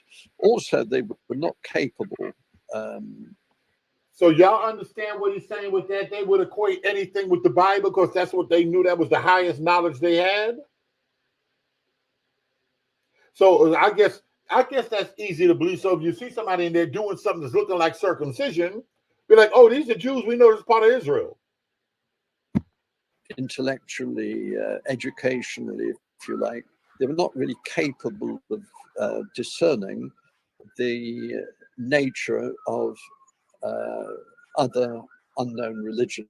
It didn't really occur to them that what people were doing, you know, the strange things that they were doing from their perspective, actually formed part of a religious tradition.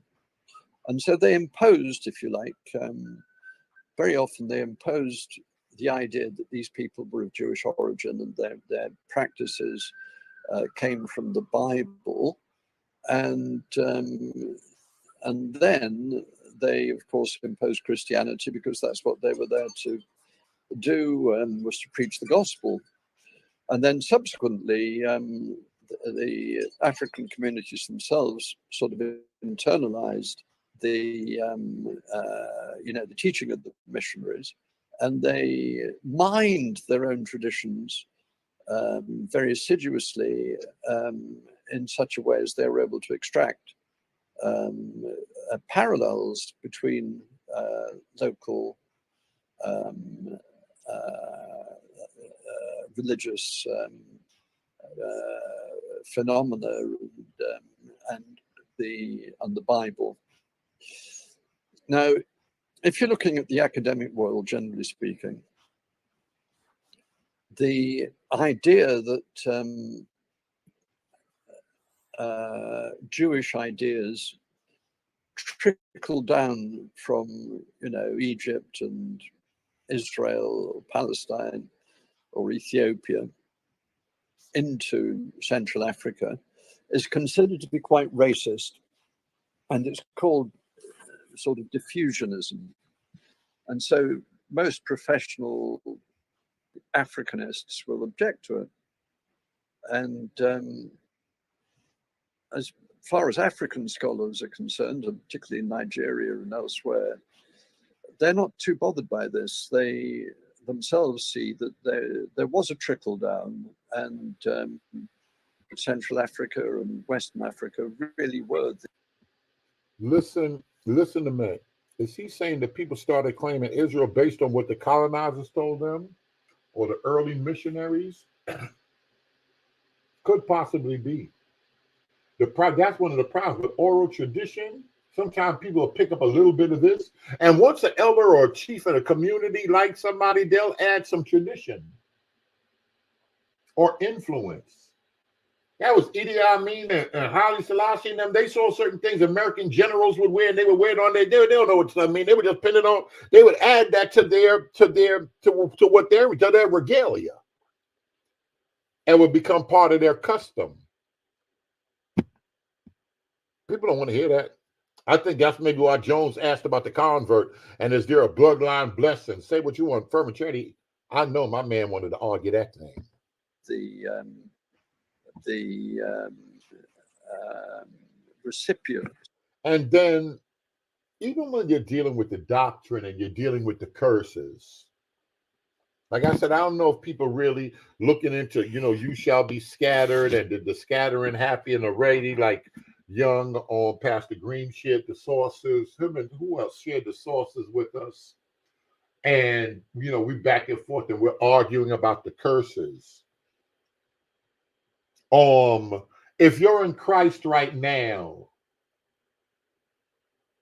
like the early Israel, like the early Bible believers, James and them were in Christ, did they experience any curses? Then some people would say because of the fall, Galatians, you're not cursed. But then others would say, well, a saved woman, if a woman the woman today is saved and born again, is she an Israelite, is she a Gentile, she having a baby, she gonna holler. She gonna feel something. All right, I'm gonna let Garfield say what, and then we're gonna get rid of him forever and ever. We're gonna put him in outer darkness. Is that the same as the curses that them folk talking about? Lot of discussion need to go on. Go ahead, Garfield. You want to put your screen on? I'm stepping away, but I can hear you. All right, cool. I might need you to switch something real quickly right after this. All right. My brother who actually wrote this article is actually in the chat watching us. He's an Igbo man. Okay. And he wrote this article. If you want to know about the Igbo, this article goes into all the claims of the Hebrews. All we got to do, family, and I pointed this out to Remy Yona. For those who use Remy Yona as a source, Remy Yona says that the Igbo are the original Hebrews and that the Israelites migrated to Israel. So when you say Remy was a student of Parfit? Student of Parfit, yes. Go now ahead. I just interviewed Remy over there. I just interviewed Remy and he said that live on my show. Now, when I brought this up to Remy Yona, and you'll see during the interview, the traditions of the origins of the Igbo. Not one tradition says anything about Israelites. And the sources are there from people who are in Igbo land. So when I showed him and pointed out these sources, he couldn't go against them, Brother Barine, because these are Igbo scholars. I remember you saying that, yes. He could not go against them. So when you read all these sources, all the sources say they come from Igbo land or from surrounding land. And these are the sources. See? All the sources are saying they come from somewhere within Igbo land or they come from the ground. You see, it is clear from this. No Genesis story. No Genesis story, nothing. But watch this, though. The joke about it is they do say they come from Erie. But it's Erie from 900 years ago, not Erie of the Bible. So these people are playing games because the word sounds similar. They come from, it's clear. The Igbo, they come from the major areas in Igbo land that all these communities claim descent from. Other parts of Igbo land, neighboring ethnic groups and kingdoms are the earth itself. There's no tradition until colonialists come into the area. They said the Aguilari come from the Sephardic Jews. That's where they say they come from. So when you say the Igbo coming here and they're practicing rabbinical Judaism, I have to laugh. I have to laugh at it. So now let me show you something on my channel, on my YouTube channel, with this guy Demoda. Just to put Demoda out there. And Demoda is a very good guy. I love him to death. But let's keep it real. He spoke on my channel.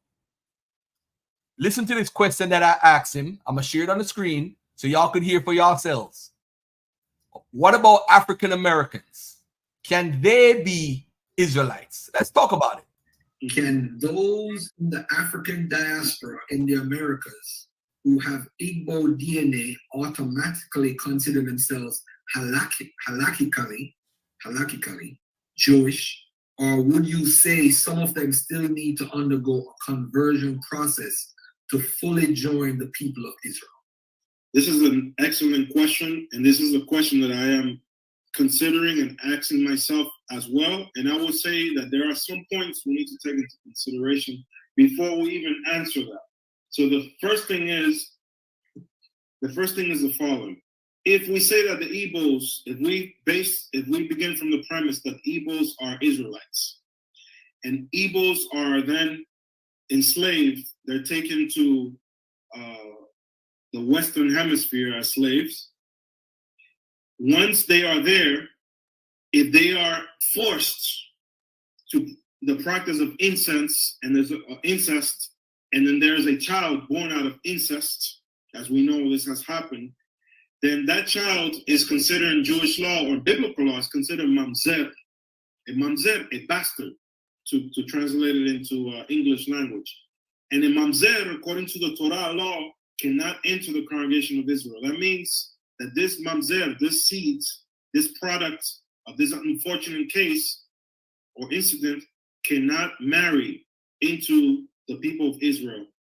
The only way to fix that is if a person who is enslaved by another Israelite who is then manumitted or emancipated and becomes a Jew, then marries that mamzer, their children will remove the mamzerut status, the bastard status according to Torah law. This is one of the first things that we have to think about that comes to my mind when I think about these cases. There's another issue, another way that this could happen.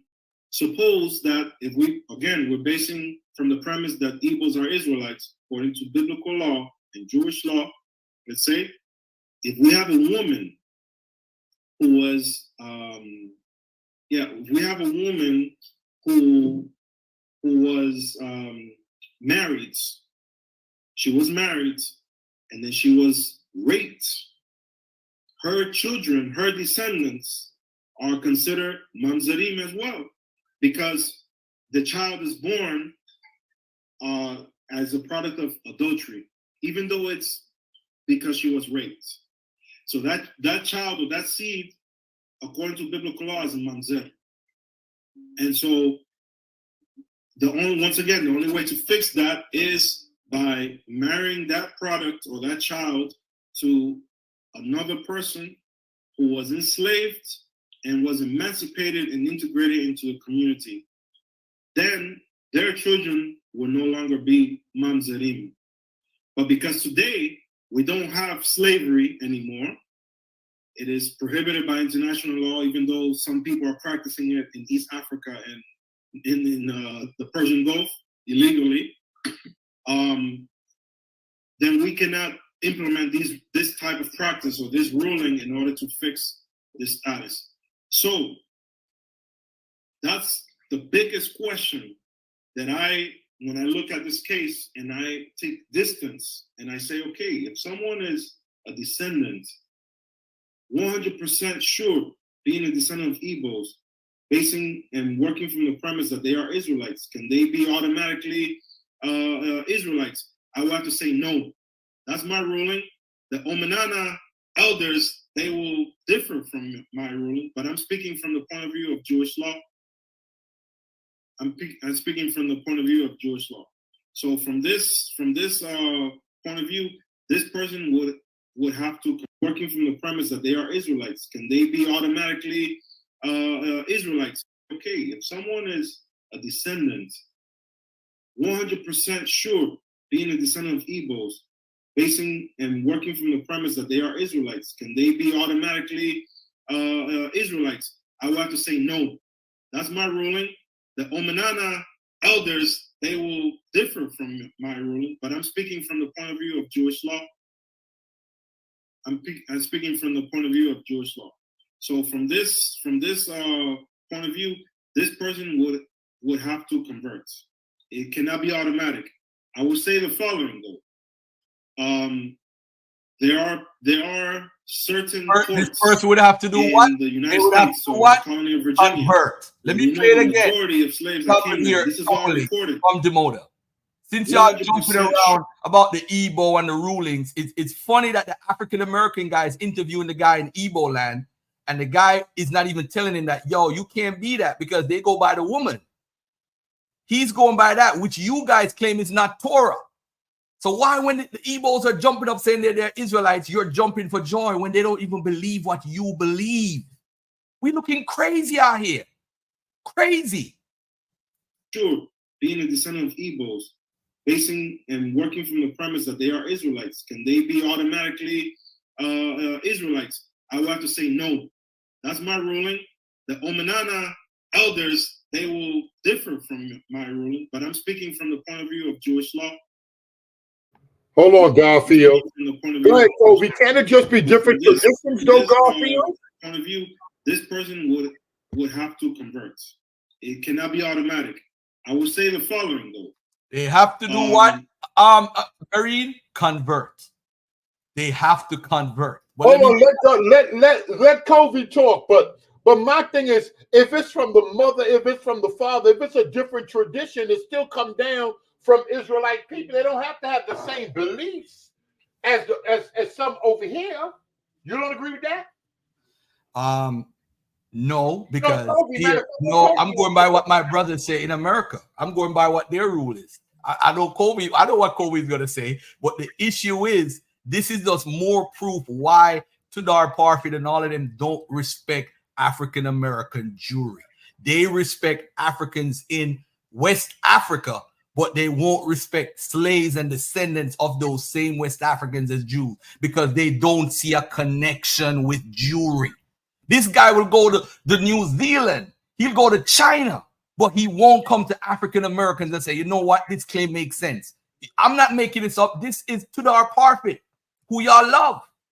And I can show the inboxes where I ask him, do you think the African? Nope. Come on. No, Garfield. Tudor Parfit don't think nobody over here, don't believe none of these claims over here?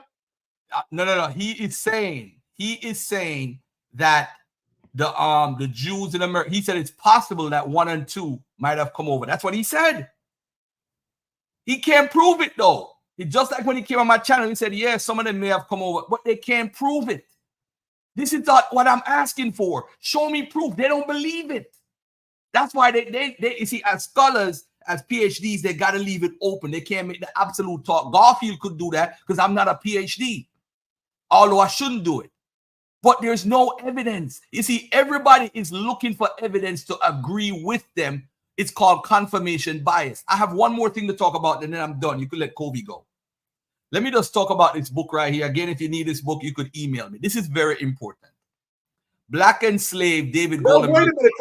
Kobe at work. Kobe at work. And then Garfield, don't jump over. I just want Kobe. I'm about to do an interview in 8 minutes. So, okay. Can I share my screen real quick, Brian? I just want to ask Kobe and Garfield come real quick. Go ahead. Share my screen, Brian.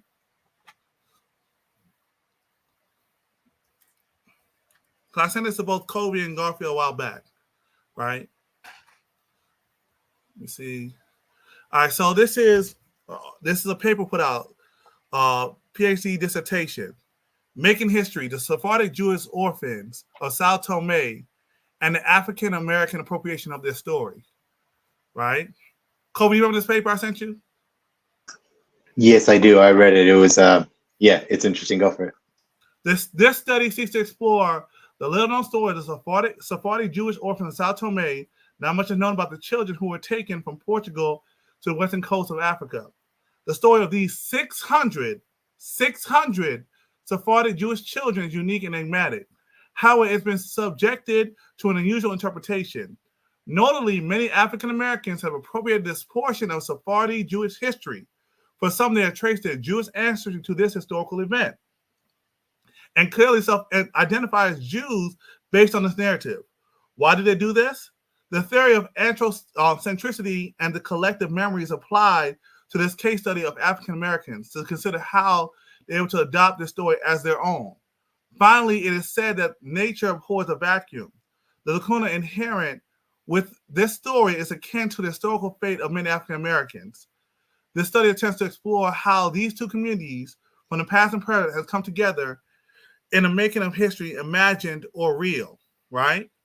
So you're saying the story with the Jewish children, orphans, 640 orphans, Sao Tome has been appropriated by African Americans, right? So you know who the advisor for this paper is? Tudor Parfit. Tudor Parfit. So how do you synchronize this whole thing? What's going on? Because that's what I'm saying with Tudor Parfit. It seems on one hand he'll say one thing, and on the other hand he'll put out a paper. Kobe, how do we synchronize this thing? You're in academia. Yes, I would love to kind of bring it together, but again, this might be. Hey, Kobe, I gotta go, but peace and love. How long are you gonna be on, Barine? Or are you coming back later? Because I gotta go. All right. Peace and love to y'all, man. And just check the sources. Peace and love. Shalom, brother. Yeah. Yeah, so this is how you would kind of tie this stuff together. So I was hoping to actually be able to ask Garfield, but you know, he left. But the thing is, so what if at one point in time they converted to the religion of Judaism, right? Let's say with the Igbo Jews, they converted to Judaism. But Kobe, the whole standpoint, I know you're going to the converts, right? Mm-hmm. The premise that's being presented is bloodline. Yeah, and so what we can't. What was the premise? We are bloodline descendants. They are the converts. The original Israelites were Negro. They were dark skinned. They were African. We are Negro. We're African. So the whole thing with conversion wasn't the whole tale. Folks disregard the converts. You've been around long enough. Yes. Sao Tome, they went to West Africa. We're from West Africa. Folks are taken West Africa enslaved. Weta. Bloodline. That's been the whole case. So with Tudor Parfit and his student, first advisor's name. Kobe, what does it mean to be the first advisor's name? Your first advisor is the one that is like your direct chair for your dissertation. Like he's your immediate supervisor to make sure you're writing things correctly. He looks over it, right? Why would Tudor Parfit have this come out? To say that this story has been appropriated by African Americans dealing with it. That means he signs off on it. Also, before this is actually published, it has to be defended in front of his advisory chair. The rest of the what do they call it? The board of his dissertation. There's like a number of other professors that are also in the same field, and then another professor from outside, just to make sure everything is going accordingly. So basically, everybody has to sign off. Everybody who's somebody in the field has to sign off on this before it gets published. So with that being the case, how do we synchronize the works of Tudor Parfit to what's going on? Well, this is how, and I'm trying to say it, right? So you have to be okay with the convert. That's how. At one point, like with the Igbo, if they converted at some point in history, today they would be as one born in the land. They are Jewish. There's no ifs, ands, or buts about that. You know what I mean? The same thing could be said for the Jews in the land that claim that they can track their lineage all the way back to the Great Assembly, right? They, to me, would have had to have converted also at one point. However, they're all just as Jewish as the next people. Not many people make this bloodline claim because it's unprovable. There's absolutely no way to prove it. Who's been making the bloodline case, Kobe? Let's just make it. Who's been making the bloodline case? I mean, that's the whole thing. Supposed to say I'm okay with a convert, but I had to fight for months, dealing with the convert. Right? Yeah. Folks didn't want to say, were there converts on the slave ship? No, it was bloodline. Who went through the curses? No one else but Israel. Who has struggled? No one else but the Negro. Has it been a whole sample of bloodline and convert or bloodline? It's and in Sao Tome, this is our history y'all want to throw away. This is the struggle that we went through, the orphans. How could they remember? How could they this? And we have a paper from Tudor Parfit student to where Tudor Parfit signed off on to show that, stating that this story has been appropriated by African Americans. Because of slavery, many folks disconnected from their history. Now, Bruce and Fermachetta got to speak to that. Y'all two argue the bloodline the most. Y'all got to speak to that. Now, when we were talking months ago, we said it's like Masonic lore. You just taking the story and using the story. It's just lore. It's a story to teach a doctrine to a people. Go ahead. Leave your screen or I gotta walk away. Yeah, because we gotta. I'm with you. We've talked about this. So hold on, let me kind of just speak to the academic side of this, right? Because it seems that people don't really understand exactly how it works in academia. They don't know how it works. Yeah, so with this, right? If you read this, it says the making the history, and it says the document type is a thesis. That means they're either submitting it for a master's thesis or maybe some form of doctoral thesis, but maybe a master's thesis. Then it says program is religious. Yeah, then it says program is religious study, and their first advisor's name is Tudor Parfit. Now, I'm a professor right now, right? But no one is checking everything I do. So to say someone is a professor but they're not being looked over, that's one thing. However, to say whenever they're writing a thesis, someone is directly looking over them because this is a part of research that is going to further the conversation in this specific field. Everybody needs an advisor whenever they're writing some form of thesis. So yes, Tudor Parfit has to directly look over the work of this student to make sure everything goes to plan, especially when it's so close and near and dear to his heart as this subject is for Tudor Parfit. It's very special. So yes, someone is directly looking over the student's shoulder as they write this. And I see someone saying, Kobe being disingenuous, the head professor is allowing you to have your own research, not tell you what your findings should be. Look in the blue bag. No, again, it's different from when you're being a professor to when you're writing a thesis. It's very different. It just seems like they don't know, and that's okay. Not many people are in academics to understand how this works. So if the person were to say that this story is being appropriated, what Tudor Parfit doing his research into the African communities, talking to different people, he would say, no, you can't say that this story has been appropriated. That they'll be coming out and saying something, right? Yeah, and actually, Tudor Parfit, he says the same thing as well. I don't know if y'all remember yesterday when Garfield read the end of his book. It was on page. I put it in the back chat as well, so that y'all wouldn't think that Garfield is just making it up. But on page 133 of that book he's talking about, the title of the chapter is the internalization of the Israelite myth. It says that both Africans and African Americans appropriated and advanced Judaism, Jewishness, Jewish history, and often Israelite bloodline in their attempts to counter oppression, gain approval, recreate lost history, revolt against white authority, and forge new, more useful identities. So not only did the student say that, but Tudor Parfit himself says it on page 133 of his book. I didn't know you had one of these things. Brianna, mute yourself. Almost, it almost sounds like Kobe. What's that? That almost sounds like who's the guy? Slow-mo slant. Arthur Kessler with 13 Tribe. To where after the book came out, he said he made that up so that where Jews could be accepted by Europeans. Yeah, but yeah, that's kind of what it is. Yeah. It said your advisor is not making your decisions. No, your advisor is not making your decisions. They're just making sure you're not making wrong decisions. They're looking to your work. Yeah. So for said this is an African American appropriation of their story.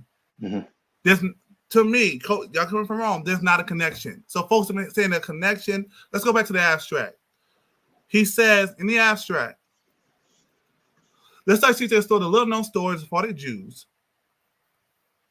Not much is known about the children who were taken from Portugal to western coast of Africa. The story of these 600 Sephardic Jewish children. Kobe, if that number was wrong, would it have to be corrected? Would Tudor Parfit say no, that number is not right? Yes, and this is an abstract, so you're not going to see the footnotes in here. However, in the paper, I would expect that number 600 to be sourced or cited or identified on how you got that. Now, I know you're not a geneticist, you're not an anthropologist, but Kobe, from what you know, how long would it take 600 children to populate millions of people? Oh, yeah, I have no idea. I couldn't even begin to give a guesstimate. I have no idea. Because this is a story a lot of people latch on to say that this is who they descend from. The children were taken away. They were too young, so they didn't remember the culture. They couldn't build synagogues, right? 600. So this is the first thing, the number, the population size. Because we have to go to, as Tudor Parfit is talking about these communities, how large is the population? So we're saying, okay, yeah, there's Jews in West Africa. There's Jews, they're the homing Jews, right? I think someone brought up the Jews in the Congo, right? How many Jews? What's the population, right? Today the population is like 300. What are you trying to say? To get to millions, it would take that's the thing you're trying to bring out? Yes. Okay, go ahead. For it to fit majority, Bruce said 98%. So to fit the whole population, Jews are being targeted, right? Young Elder Green brought out how there was like 70,000 taken every year, right? If they're being taken within that first one or two years, the Jews should have been wiped out. And they're being targeted solely by the Africans, by the Europeans, being so distinct. But we see there's Jews on the continent today. So the number is 600 Jewish children, right? Second, we have to look into the population size with these Jewish communities. Third, however, it has been subjected to unusual interpretation. Notably, many African Americans have appropriated this portion of Sephardic Jewish history. Kobe, what does it mean to appropriate? To take something that's not yours and make it yours. Like a culture vulture. Yeah. So he's saying that they're taking something that's not theirs and making it their own. To what you're saying with the book as well, how many African Americans have done the same. And I'm not, and again, I've always said some, not all. But it seems like it seems supposed to go into, anyway, that's another conversation. I've always said some, not all. But now we're going to use the Jews of Sao Tome. It's murky. And I've always said that when you get to West Africa, the story's getting murky. How did they get there and what's going on? All right. Appropriate a portion of Sephardic Jewish history. For some, they have traced their Jewish ancestry to this historical event and clearly identified as Jews based on this narratives. Kobe, have you heard this before in any of the videos we put on last week or so? Using this one event? Say that last part again. You said. Have you heard this in the last week or so with the orphans of Sao Tome? Oh yeah. As the kill shot that showed that they were taken as young children, they forgot, and they didn't know. Yeah, I think it should also be noted that when Moore came up here, he said that the DNA from these children in Sao Tome were from much later than when the Jews would have gone there as well. That the Jewish DNA was much earlier than when those Sao Tome orphans got there. I think that should be noted because that means why are we even continuing on with the conversation? And this is where Keys, brother. I've always said some. Brother, you got majority, all the curses. So it's like y'all, I'm leaving alone. As folks are saying, we want honesty, right? The curses is how you know who the Israel is. Who else but the Negro? You're saying, Kobe, Kobe, did we have to fight for the convert on this channel? Yes, and they still don't accept him, even though they say they do. They say, I'm okay with the convert. I'm just not one of them. Can a convert go through the curses? The thing, and I need to put this to bed because they're not curses in that sense. We keep trying to make it prophecy when it was never meant to be prophecy. It was never.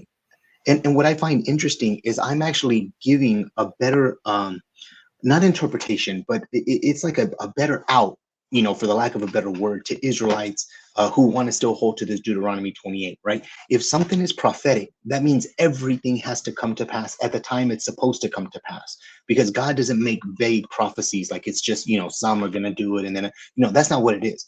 However, if it's a suzerainty vassal treaty, right, that means that they're just terms and conditions of a covenant. And if you violate that covenant, some of the terms and conditions that were set forth are going to then apply to you. Also, whenever it's a prophecy, that means it can only happen, even if you want to go to dual prophecy, it'll happen, once or twice. We see in scripture how it happens once or twice. However, if it's a vassal treaty, it can happen over and over and over and over again for all time. I don't think people really understand the implications of saying something is a prophecy versus saying something is a vassal treaty. Now, the thing is, this is not an interpretation. This is simply a observation, if you could say.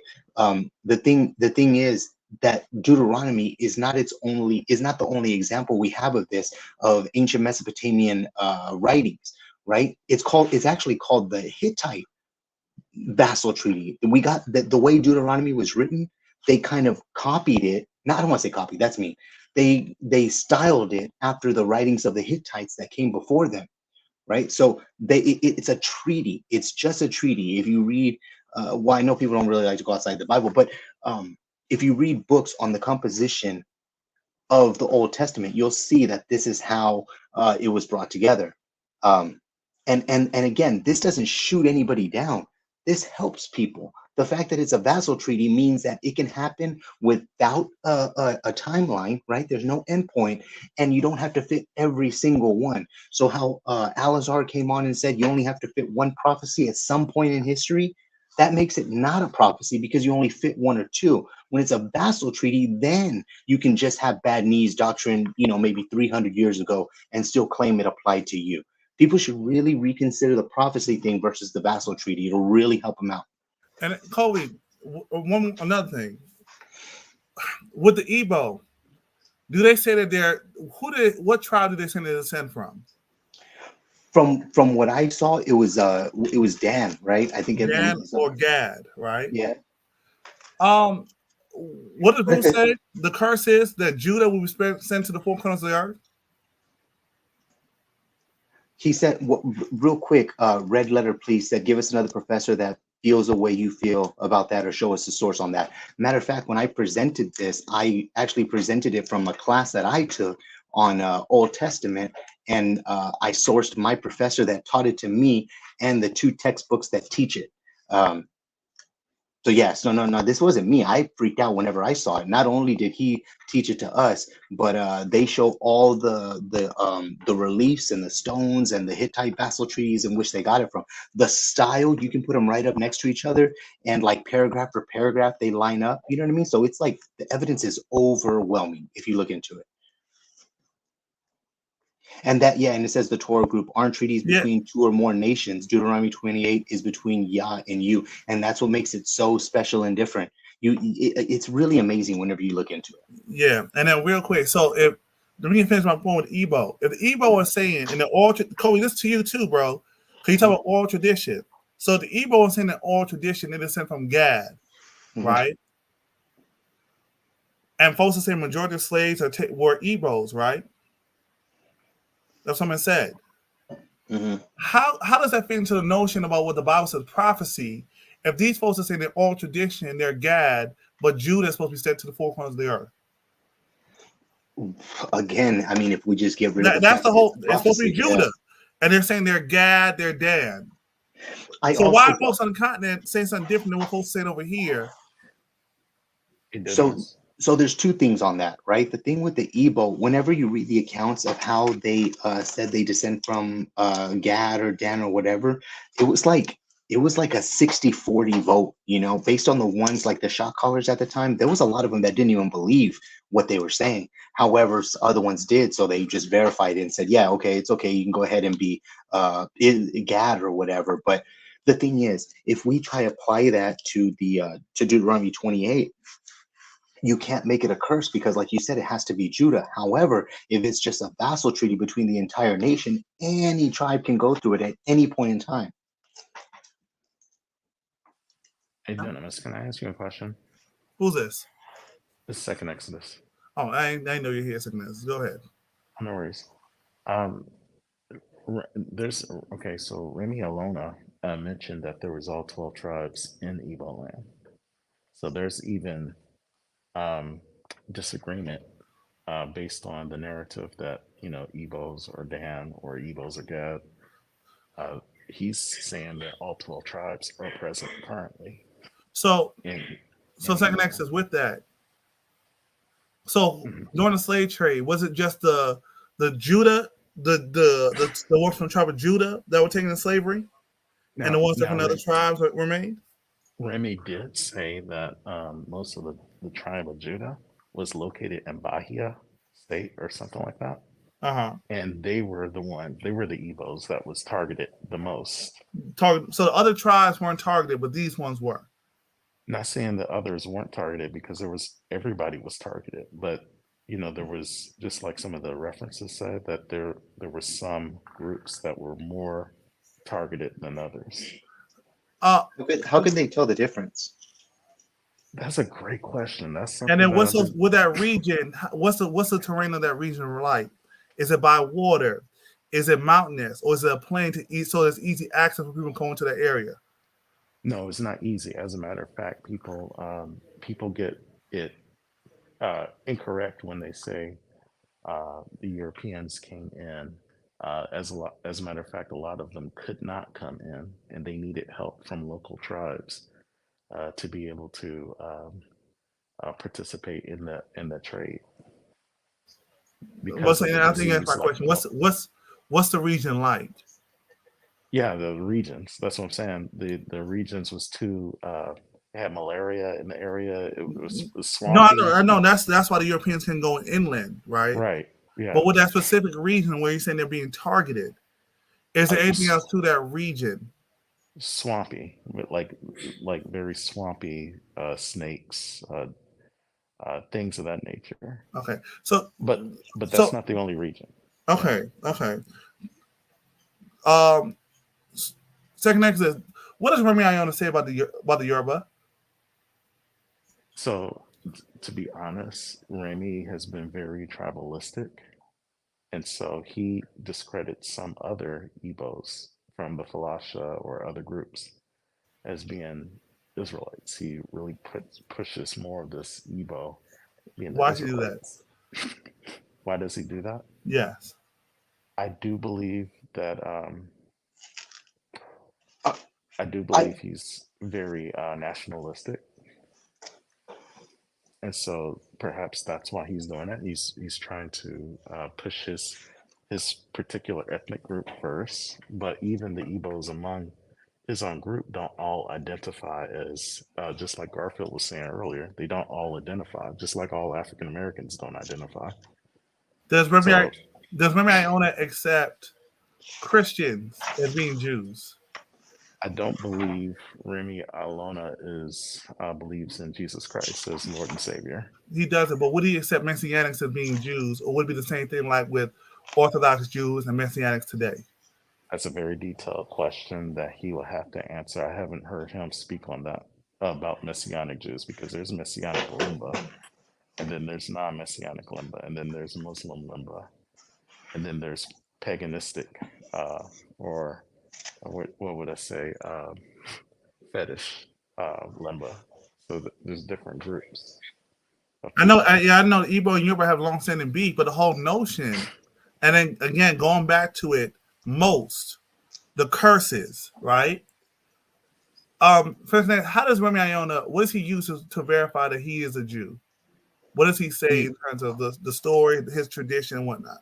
Ominana. So he heavily focuses on the culture of the land. He believes that if you do not practice the culture of the land, will spew you out. It will kick you out. Hey, real so quick, that's can a curse. Go ahead. Yeah, can I interject, because it feeds off of what Second Exodus just said, right? With all of these ancient cultures who claim Jew in some form or fashion, whether it be Igbo, Falasha, whatever, take your pick, right? Whatever Jew.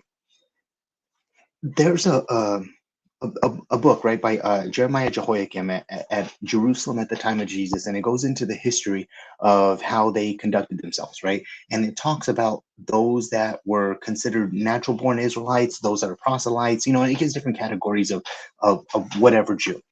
One thing that I'm noticing, and just how you said about Remy, one thing that I'm noticing is that every type of Jew, any form or fashion, all of them only consider themselves Jewish after they had either adhered to the culture of Judaism that has been instated since before the time of Jesus, and also if they want to come into the fold, they have to be converted as well. And this goes for who claims to be natural born, right? Because even when the Igbo Jews, when they tried to get validation, those who validated them, even the ones that didn't want to validate it, same for the Falashas, once they are Jews, they had to go through the conversion, the circumcision, the mikvah, and offer a sacrifice, right? And then they adhere to the culture of Judaism that like I said, has been instated since before the time of Jesus.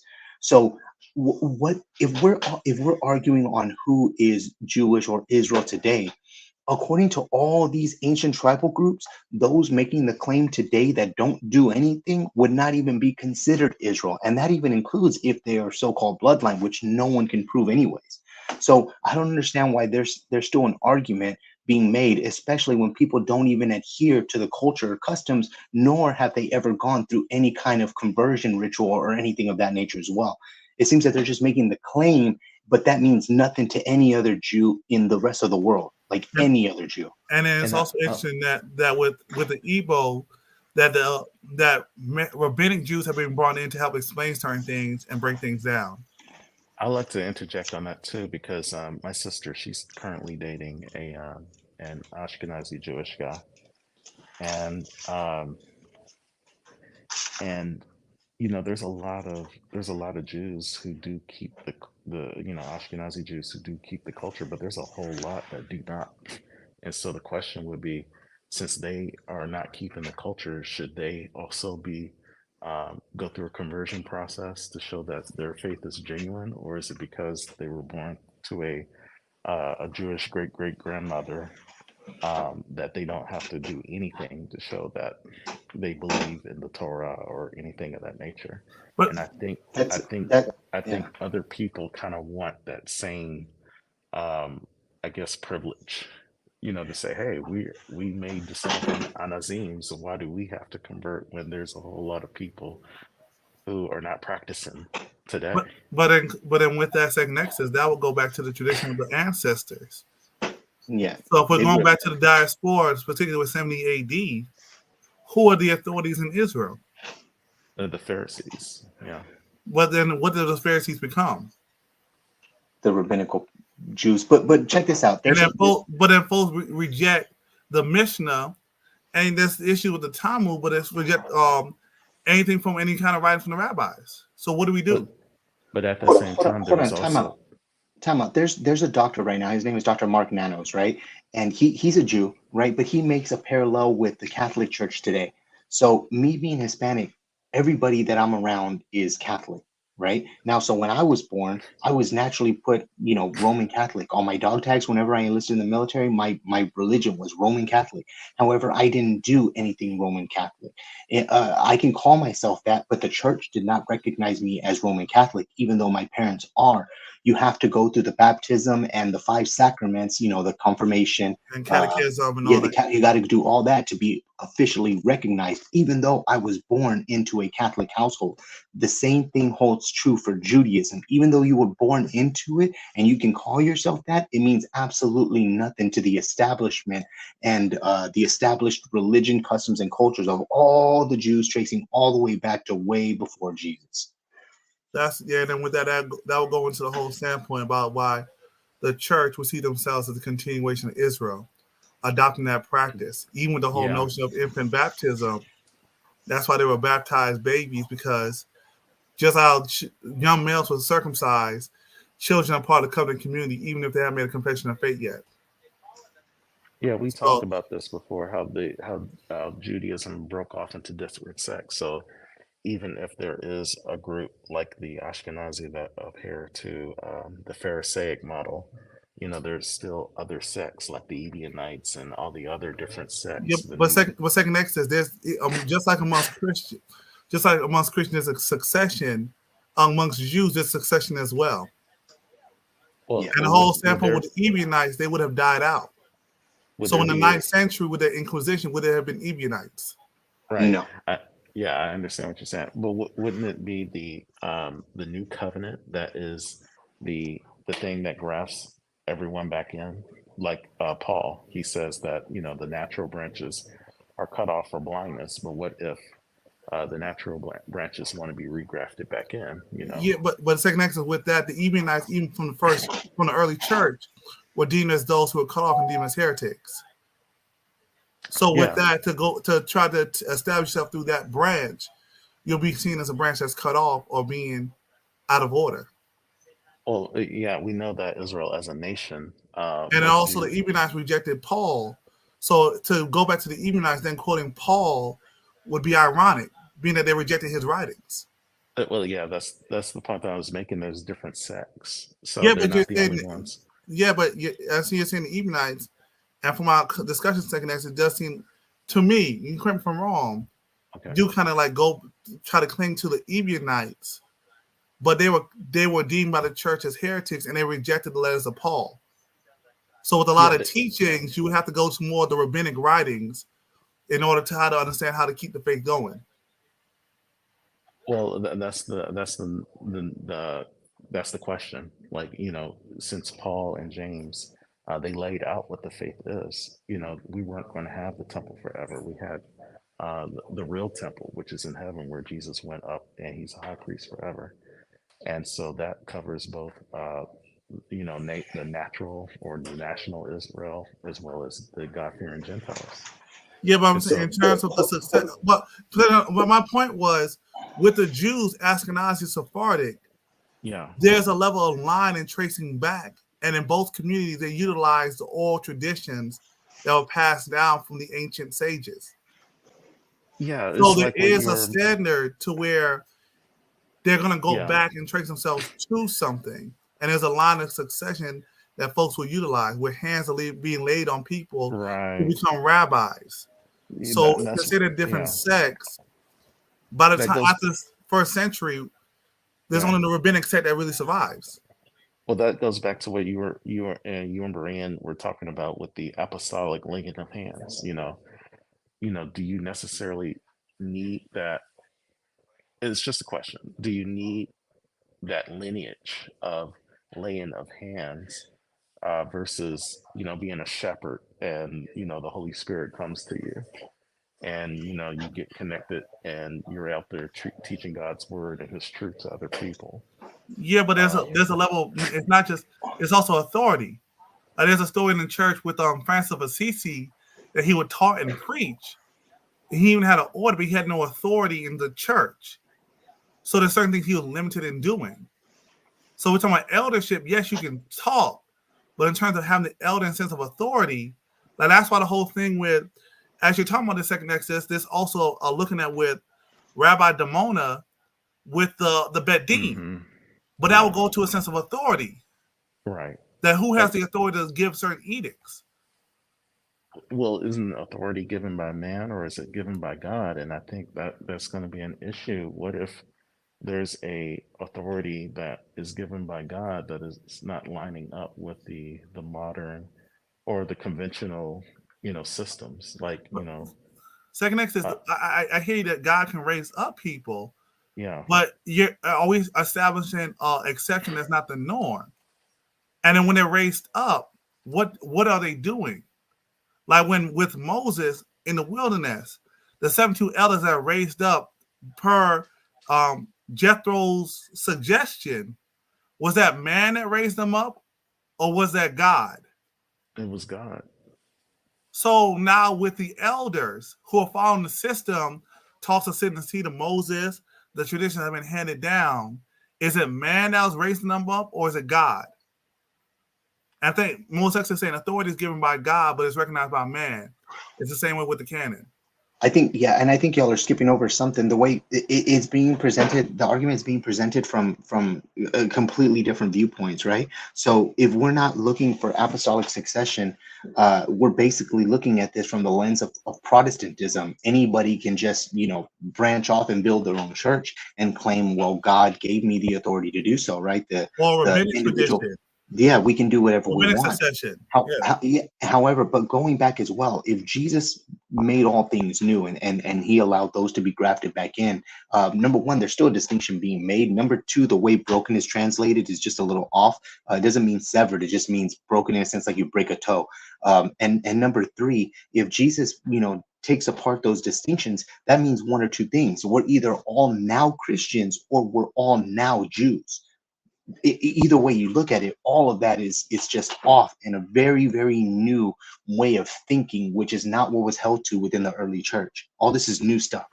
Yeah, but second Exodus, going back to this article, because we're talking to the prophet, right?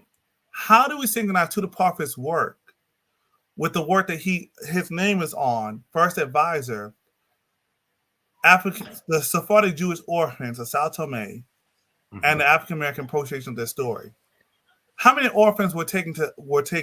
Second next to this, from what you've seen? How many orphans was taken from Spain and Portugal to? Yes. What some estimates said 2,000, but only 600 survived. Okay.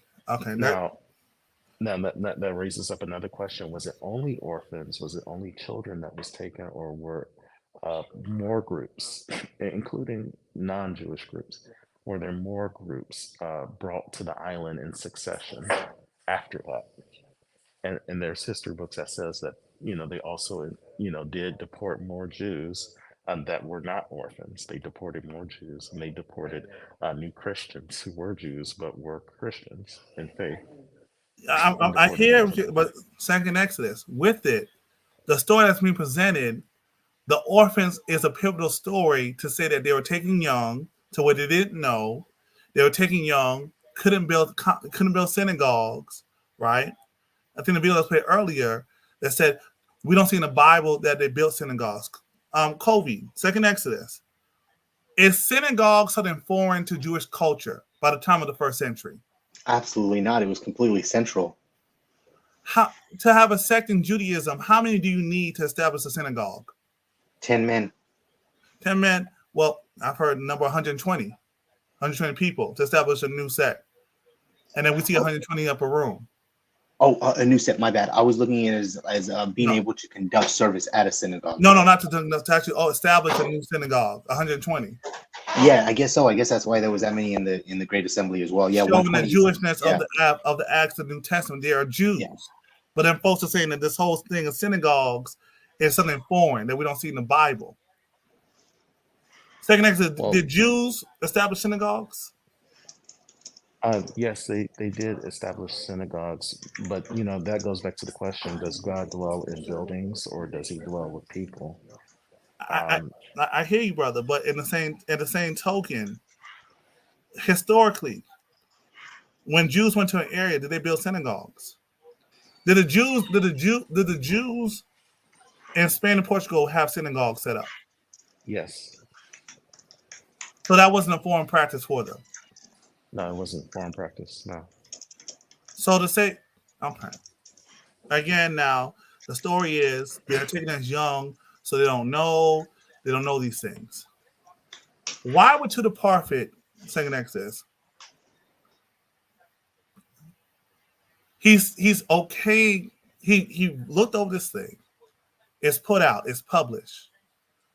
But it's going against a key point to say that the orphans of Sao Tome connect to African Americans, that this story is being appropriated. What do we do with that? How do we signalize to the prophet's work with the work of his students that he's putting out, that this story was appropriated? That student did an excellent job in bringing the information out. I read his paper, that PDF of appropriation of African Americans of Sao Tome Jews, because but they also mention a lot of references on why African Americans would appropriate, seeing that there was a lot of what Tutor Parfit was mentioning about Hebrew hate. There's this conflation of an overlap of Jews being Black and Blacks being Jews. And you see it in the paper. Sanders Gilman is somebody that Tutor Parfit looks up to a lot. And Gilman is one of the experts, leading experts right now, who does talk about these issues. As far as the student that was writing his dissertation, that paper was for his dissertation. I thought it was a good paper, but I don't think it's just because Tutor Parfit allows that student to present that information. It's not saying that Tutor Parfit leans one way or another. He's just so what's the story? So what with the paper itself?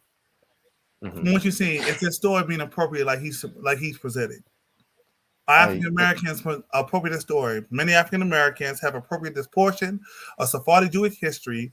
For some, they have traced their Jewish ancestry to this historical event and clearly identified as Jews based on this narrative. Right. Yes, there is some appropriation. There is some. But again, African Americans are not a monolith either.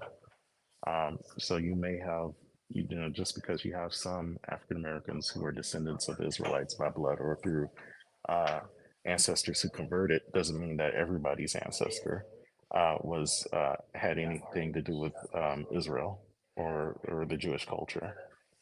So, how do we know which ones are appropriating and which ones actually had kind of got lucky and are actually not appropriating Can we if do they do the DNA? same? Yeah, we can do DNA.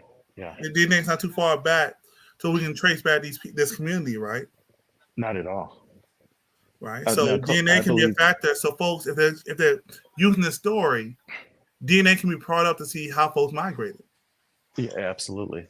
That's Yeah. how Tudor Parfit uses DNA. He uses it as a way to track population migration. So does he use DNA to track population migration from South Tome to descendants of slaves? I haven't seen him use that for Sao Tome, descendants of So Sao from Tome. South Tome to West Africa, descendants of slaves, is the story clear, or there's some things that still have to be resolved? And there's a lot of things that has to be resolved. So it's murky, it's muddy. It's not as clear as folks are trying to say it is. It's not as clear because we had everybody invited to the discussion table. Like a lot of this was held in upper academia where there was only a select group of people discussing it amongst themselves. It wasn't other groups of people that could look into it and investigate it and come from a perhaps different or another perspective. Like, for instance, some people believe E1B1B or haplogroup R is the lineages of the Sao Tome, but there could be another position where people say, well, maybe it's E1B1A, and that's the majority that is seen on the island. Some people will say, well, that's from later influx of work or labor to the island, which is why we see E1B1A. But another perspective could say, perhaps that was the original founding lineage, and that was brought to the island. And the mixed multitude could have perhaps been E1B1B and haplogroup R. So, you just need all these perspectives at the table. So, go ahead. I have a quick question. Second Exodus, I know you're a little bit into DNA.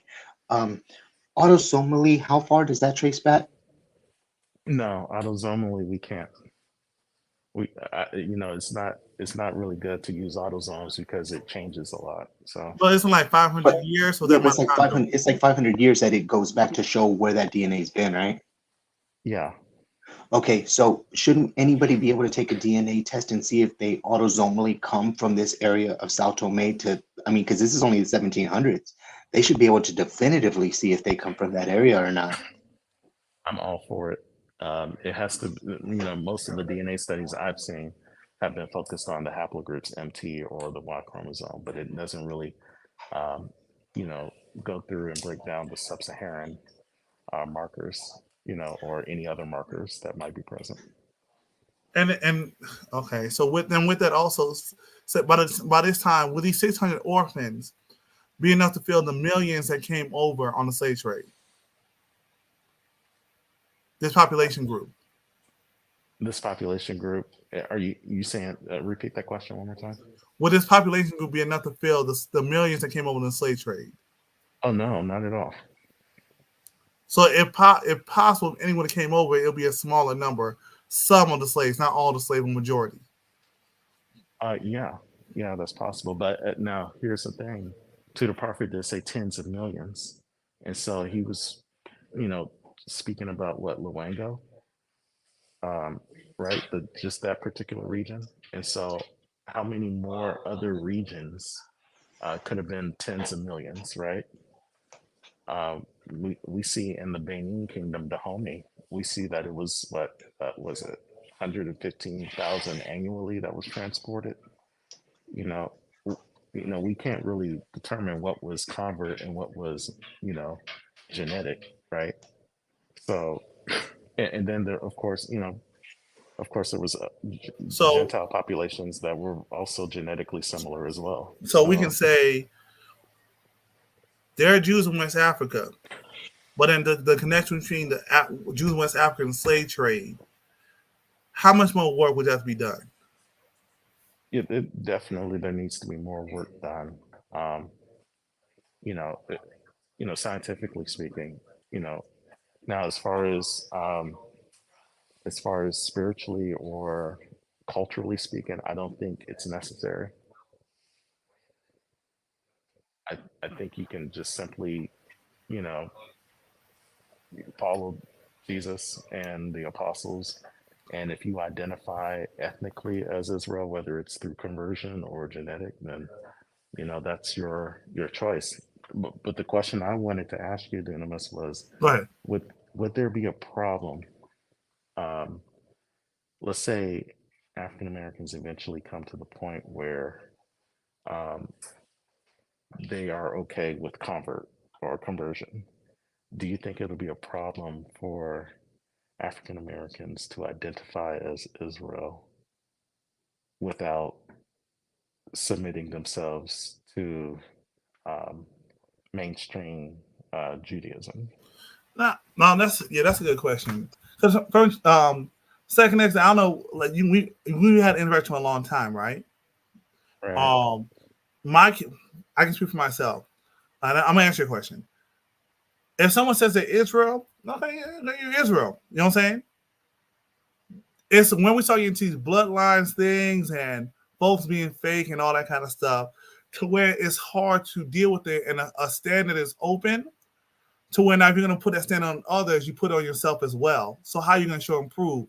What ship did you come off? How do you know that your family's the Israelite? But I think with your question, liturgically there might still be some issues or something that have to be worked out. But culturally, yeah, it's possible. There are different sects, Karaite Jews, and even those in Messianic tradition might take some past traditions that are handed down, but they're not going to adopt everything. Like, for instance, like Elder Green uses a Mishnah, right? He uses a lot of stuff that's before Christ. But after Christ, that's when you have a lot of antichrist writings and things of the sort. You see what I'm saying? So Yeah, I think go ahead. It should be noticed the fact that you could make separations between sects kind of confirms that there's certain things that need to take place in order to be a part of whatever sect you're talking about. Like, for example, Second Exodus, you said you're going to be a chaplain, right, in the army? Yeah, I'm a chaplain candidate now. So there's things that you're going to have to do. Like, you're going to have to swear in to be a part of the army, and there's certain things you're going to have to do to stay in the army. To be a doctor, I mean, anybody can practice medicine on the side and probably get in trouble, but in order to actually be a licensed practicing doctor, there's certain oaths that you gotta take and certain things that you gotta adhere to. Every other single organization in any type of discipline in the world requires that you do something to be part of that organization. It seems that we are taking that stance with everything else in the world except being a Jew or an Israelite. It seems that with this, we don't want to do anything, which is interesting, especially if you consider yourself to be the people. Even in the Bible, there was things that had to be done to be those people. And if you didn't do those things, like let's say with the 8-day circumcision, you were cut off. You can still call yourself an Israelite, but you couldn't hang out with the rest of the Israelites. For those of y'all that have been to college and pledged a fraternity, I never did, but apparently I saw one of those comedic shows one time where they call in and say, I'm doing this. Someone called in and did a prank on someone who ran some fraternity and said, my son didn't get accepted into the fraternity, but he's still going to wear the shirt. And the leader of the fraternity said he can wear that shirt all he wants to, but he's going to catch a beat down every time we see him because we know he's not one of us. Even in there's certain things you got to do to be part of any organization. But it seems like the Jews and Israelites today don't want to do anything and just make the claim. That's why it seems that every other Jew in the world is sort of looking down on them or giving them like a verbal beatdown, I guess you can say, because they're not really anything. They just say they are. And also deals with that, so we go to the worldview, because if I want to say I'm an Igbo man, right? Igbos break the cola nut, right? I'm about to tell y'all. Y'all have a good one. All right. that Igbos made the kola nut. So there's always in every group, if you're adopted, things that just people do.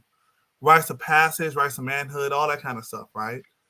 But it seems that this whole LARPing on bloodline tends to seem like Phil Fox says more European in thinking, and it could be a sense just entitlement, but not the fullness of how it was done in the ancient world or how they view themselves. That if you're a Jew, yes, you're a Jew, but there's something more that's tied to it.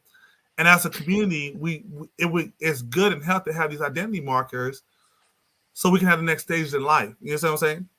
Yeah, I understand what you're saying. And I actually agree with Cody on that. And that's kind of one of the questions I had about with the Evos is that, you know, the colonist ceremony, you know, why, you know, it seems like the Evos are accepting African Americans as their relatives. So why wouldn't they want to take part in a traditional ceremony of the Evos who do break the kola nut? You know, that's a form of regrafting back into their brand of Israel, right?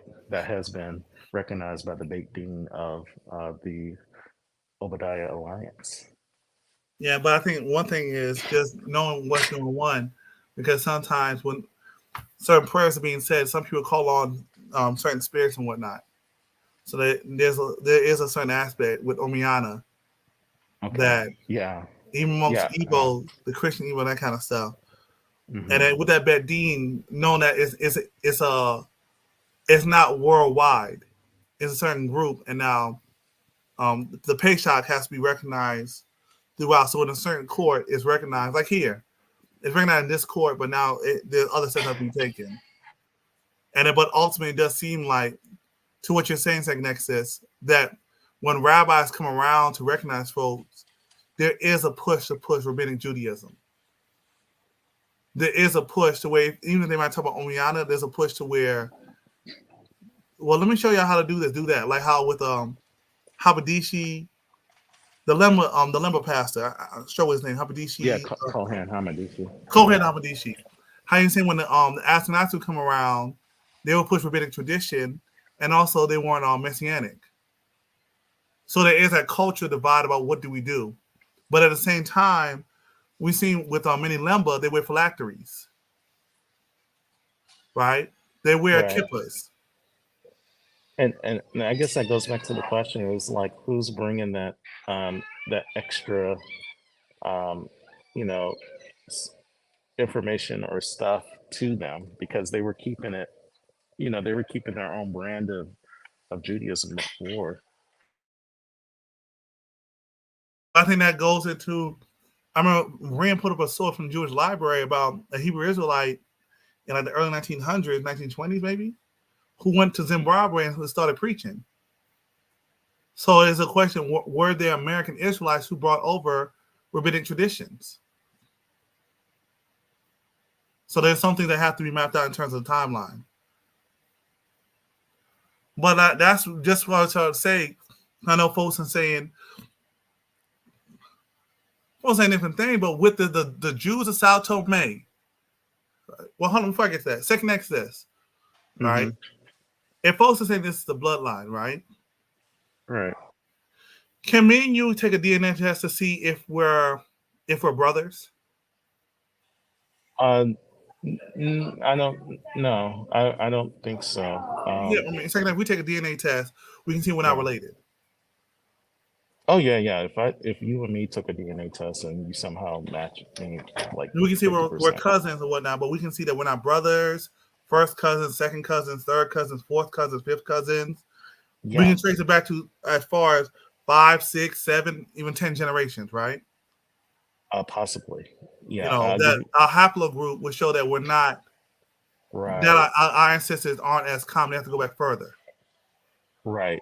You know, with the haplogroup, it shows that we don't have a direct lineage. Yeah. Even though so we all go might be to related Adam and Noah. autosomally. Yeah. Yeah. But so with that, as folks are talking about the curses, whatnot, isn't DNA a factor that can be utilized to see how related African Americans are who are going through the curses? Yeah, absolutely. You know, so one, we use DNA to see about connection ties to Sao Tome, as folks are using it as a pivotal point, the orphans. But then two, to see how much people are related in terms of descendants of slaves, and then deal with the curses. And then not to say that if one's blood tribe, one's not per se, but if the curse has to go on Israel, then maybe the curses went on the converse as well. I do believe curses went on the converts as well, and that's what you know. The when when the children of Israel came up out of Egypt, the the Deuteronomy 28, and I do like how Kobe put it, a vassal treaty. Um, but I do see references referring it to it as prophecy, but I'll have to look more into that. But those people who became Israelites who were not genetically descendant of Jacob, I do believe they were captured or they were enslaved or they were exiled from Israel, just like the natural born. So, to me, the nation was cursed, not just one particular bloodline. It didn't look at like, oh, this is a convert. So, the curses is not going to affect him. I don't think it worked like that. Let me listen. Red letter. I see. Did you say just hear him say we're not really anything we say we are? Red letter. This is as folks are using to the parfait, right? This is student talking about appropriation. To the parfait being the first advisor, we have to look over this paper to see the logic, the sources of what's being said, right?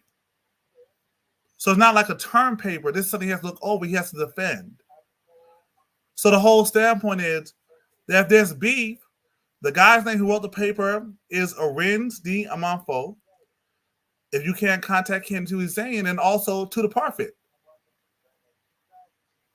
Why is to the parfait green line saying that the story is appropriated?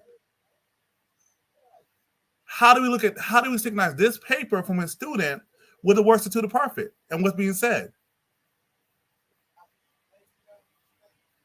And red letter, with me and you, bro, there ain't no issue. You say you're Israelite by faith, is whatever. But if folks are saying bloodline certain narratives, it has to be looked to and verified.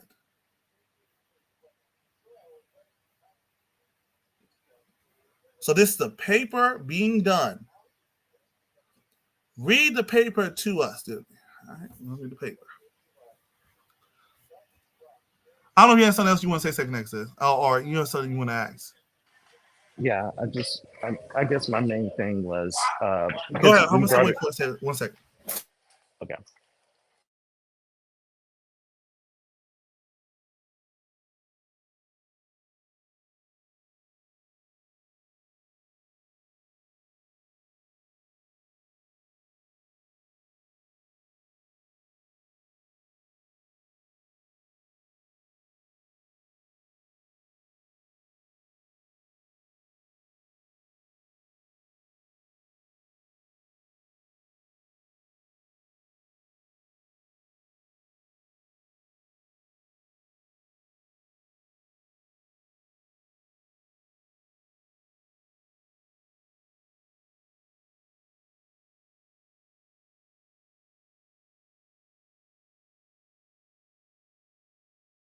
Sorry. No, you got. No, yeah, I had to step away. No, I guess it goes back to the question we were talking about with organization and authority. Would it be better for the Hebrew Israelite community to come together and set up, if they do come together, set up their own Beit Din, and then, it's almost like the example that Kobe was using, saying that you can't wear this Greek outfit because you're not one of us. Well, what if that person goes and start their own chapter? And whether it grows or not, that's up to God, right? Whether that chapter becomes big and popular. Keep on a second. I got to step away for a minute. Mm-hmm.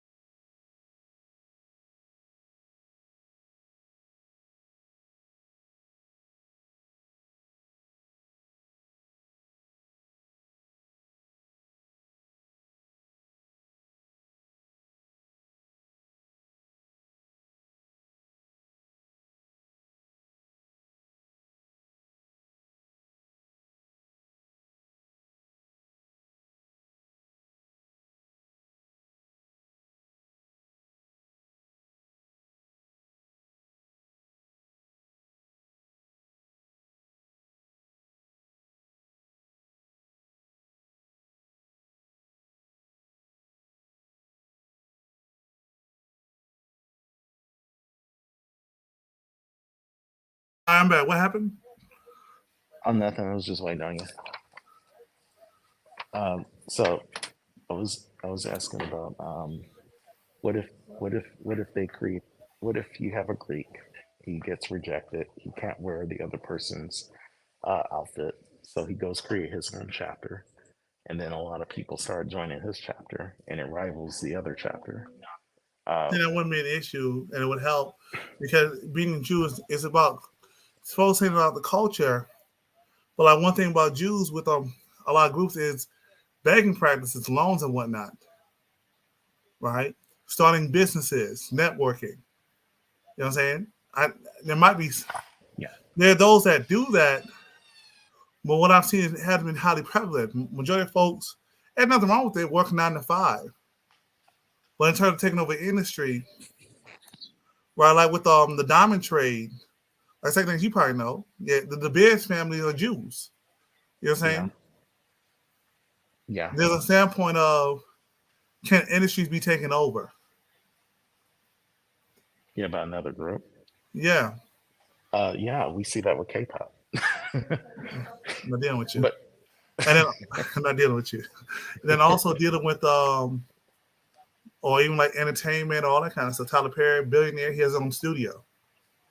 To where even if he doesn't have such a major backing, he can develop his own interworking to where things can be put out. yeah, and that's maybe perhaps that's concerning. Would that be concerning Yeah, to there are drawbacks. Yeah, there are drawbacks. so if that if let's just say at the current trajectory, the Hebrew Israelites established their own big thing, and they and they're going off of Torah, and they're learning and they're growing. Would that challenge the Ashkenazi narrative? Yeah, but then second exit there's a standpoint of with going Torah. How do you explain things in light of the dispersion? And that would be a need of people come together, not just in name, but also with doctrines and working, fleshing things out. What do we believe? How is this community going to stand and function? Can we just consider we're going to stand on Bible? That's too vague. To me, it does seem like, and this is just my perspective, there might be a black power element that does cause the unification, By Pan-Africanism, all that. Yeah, I'm with you. and through that shared struggle, there could be a new narrative or a new origin story for people to not have unified under shame, but maybe unified under something that was divine and supernatural. And so, it goes back to saying like, hey, you're great people, but you're not like, you went through these, you had this historical past because you didn't obey. You see, you weren't obedient. But don't So we see that? But second, don't we see that already with certain ADOS groups that develop their own culture and communities that have leadership and structure and systems like the Bet Dean to pass rulings and that kind of stuff. yeah, I mean, it we can see that, like we can see, and not to say that like the Igbo, for instance, they're pretty much already almost established, the Igbos and the Falasha, um, the Lemba as well. And so what if there was almost kind of like when I look at the Juke 3 project, I see a lot of people wanting to learn about Orthodox Ethiopian Christianity, like a Christianity that's outside of the mainstream Western um, uh, uh, flavor of Christianity, right? And so we perhaps could be seeing like in real time, an emergence of African Israelite or African Judaism on the rise that could perhaps, challenge Western Judaism in the same way that Orthodox Christianity is seen as an alternative to Western Christianity. It gives the impression that it's not I guess, historically, um, historically colonial in its mindset. It doesn't have the superiority complex. So perhaps that's what's the, could be an appeal to not just only African Americans or African diaspora, but it also could appeal to the other minority No, demographics. with that, I got to jump off, but real quick. Second Exodus, is Passover a religious event, a cultural event, or both? I believe it's both, but with it being cultural. Originally, like, for instance, I celebrated Passover, but I did it with bread and wine, as symbolizing what Jesus Christ has done for me. Are you use unleavened bread or just regular bread? It was regular bread. It was Okay. flavored too, garlic and butter. So for a Jew, in your mind, Second Exodus, for a Jew not to keep Passover culturally, would that be strange or an issue? It's not about salvation; it's just cultural faux pas. It's just culture. Like if you were born Chinese and you grew up in, I don't know, Mexico, it's not like you have to keep Chinese culture to consider yourself Chinese. Like the Lunar New Year is coming up, and you're not doing a red pocket. You're not trying to do nothing for Lunar New Year. Yeah, you're not doing Chinese Valentine's Day or none of that. It's a cultural thing, but it just. Yeah, in the same way that many Israeli or Ashkenazi Jews say they're Jewish, but they didn't have a bar mitzvah or they didn't do anything. We mean they didn't have a bar mitzvah. Well, let me come back to that. I gotta jump off that call.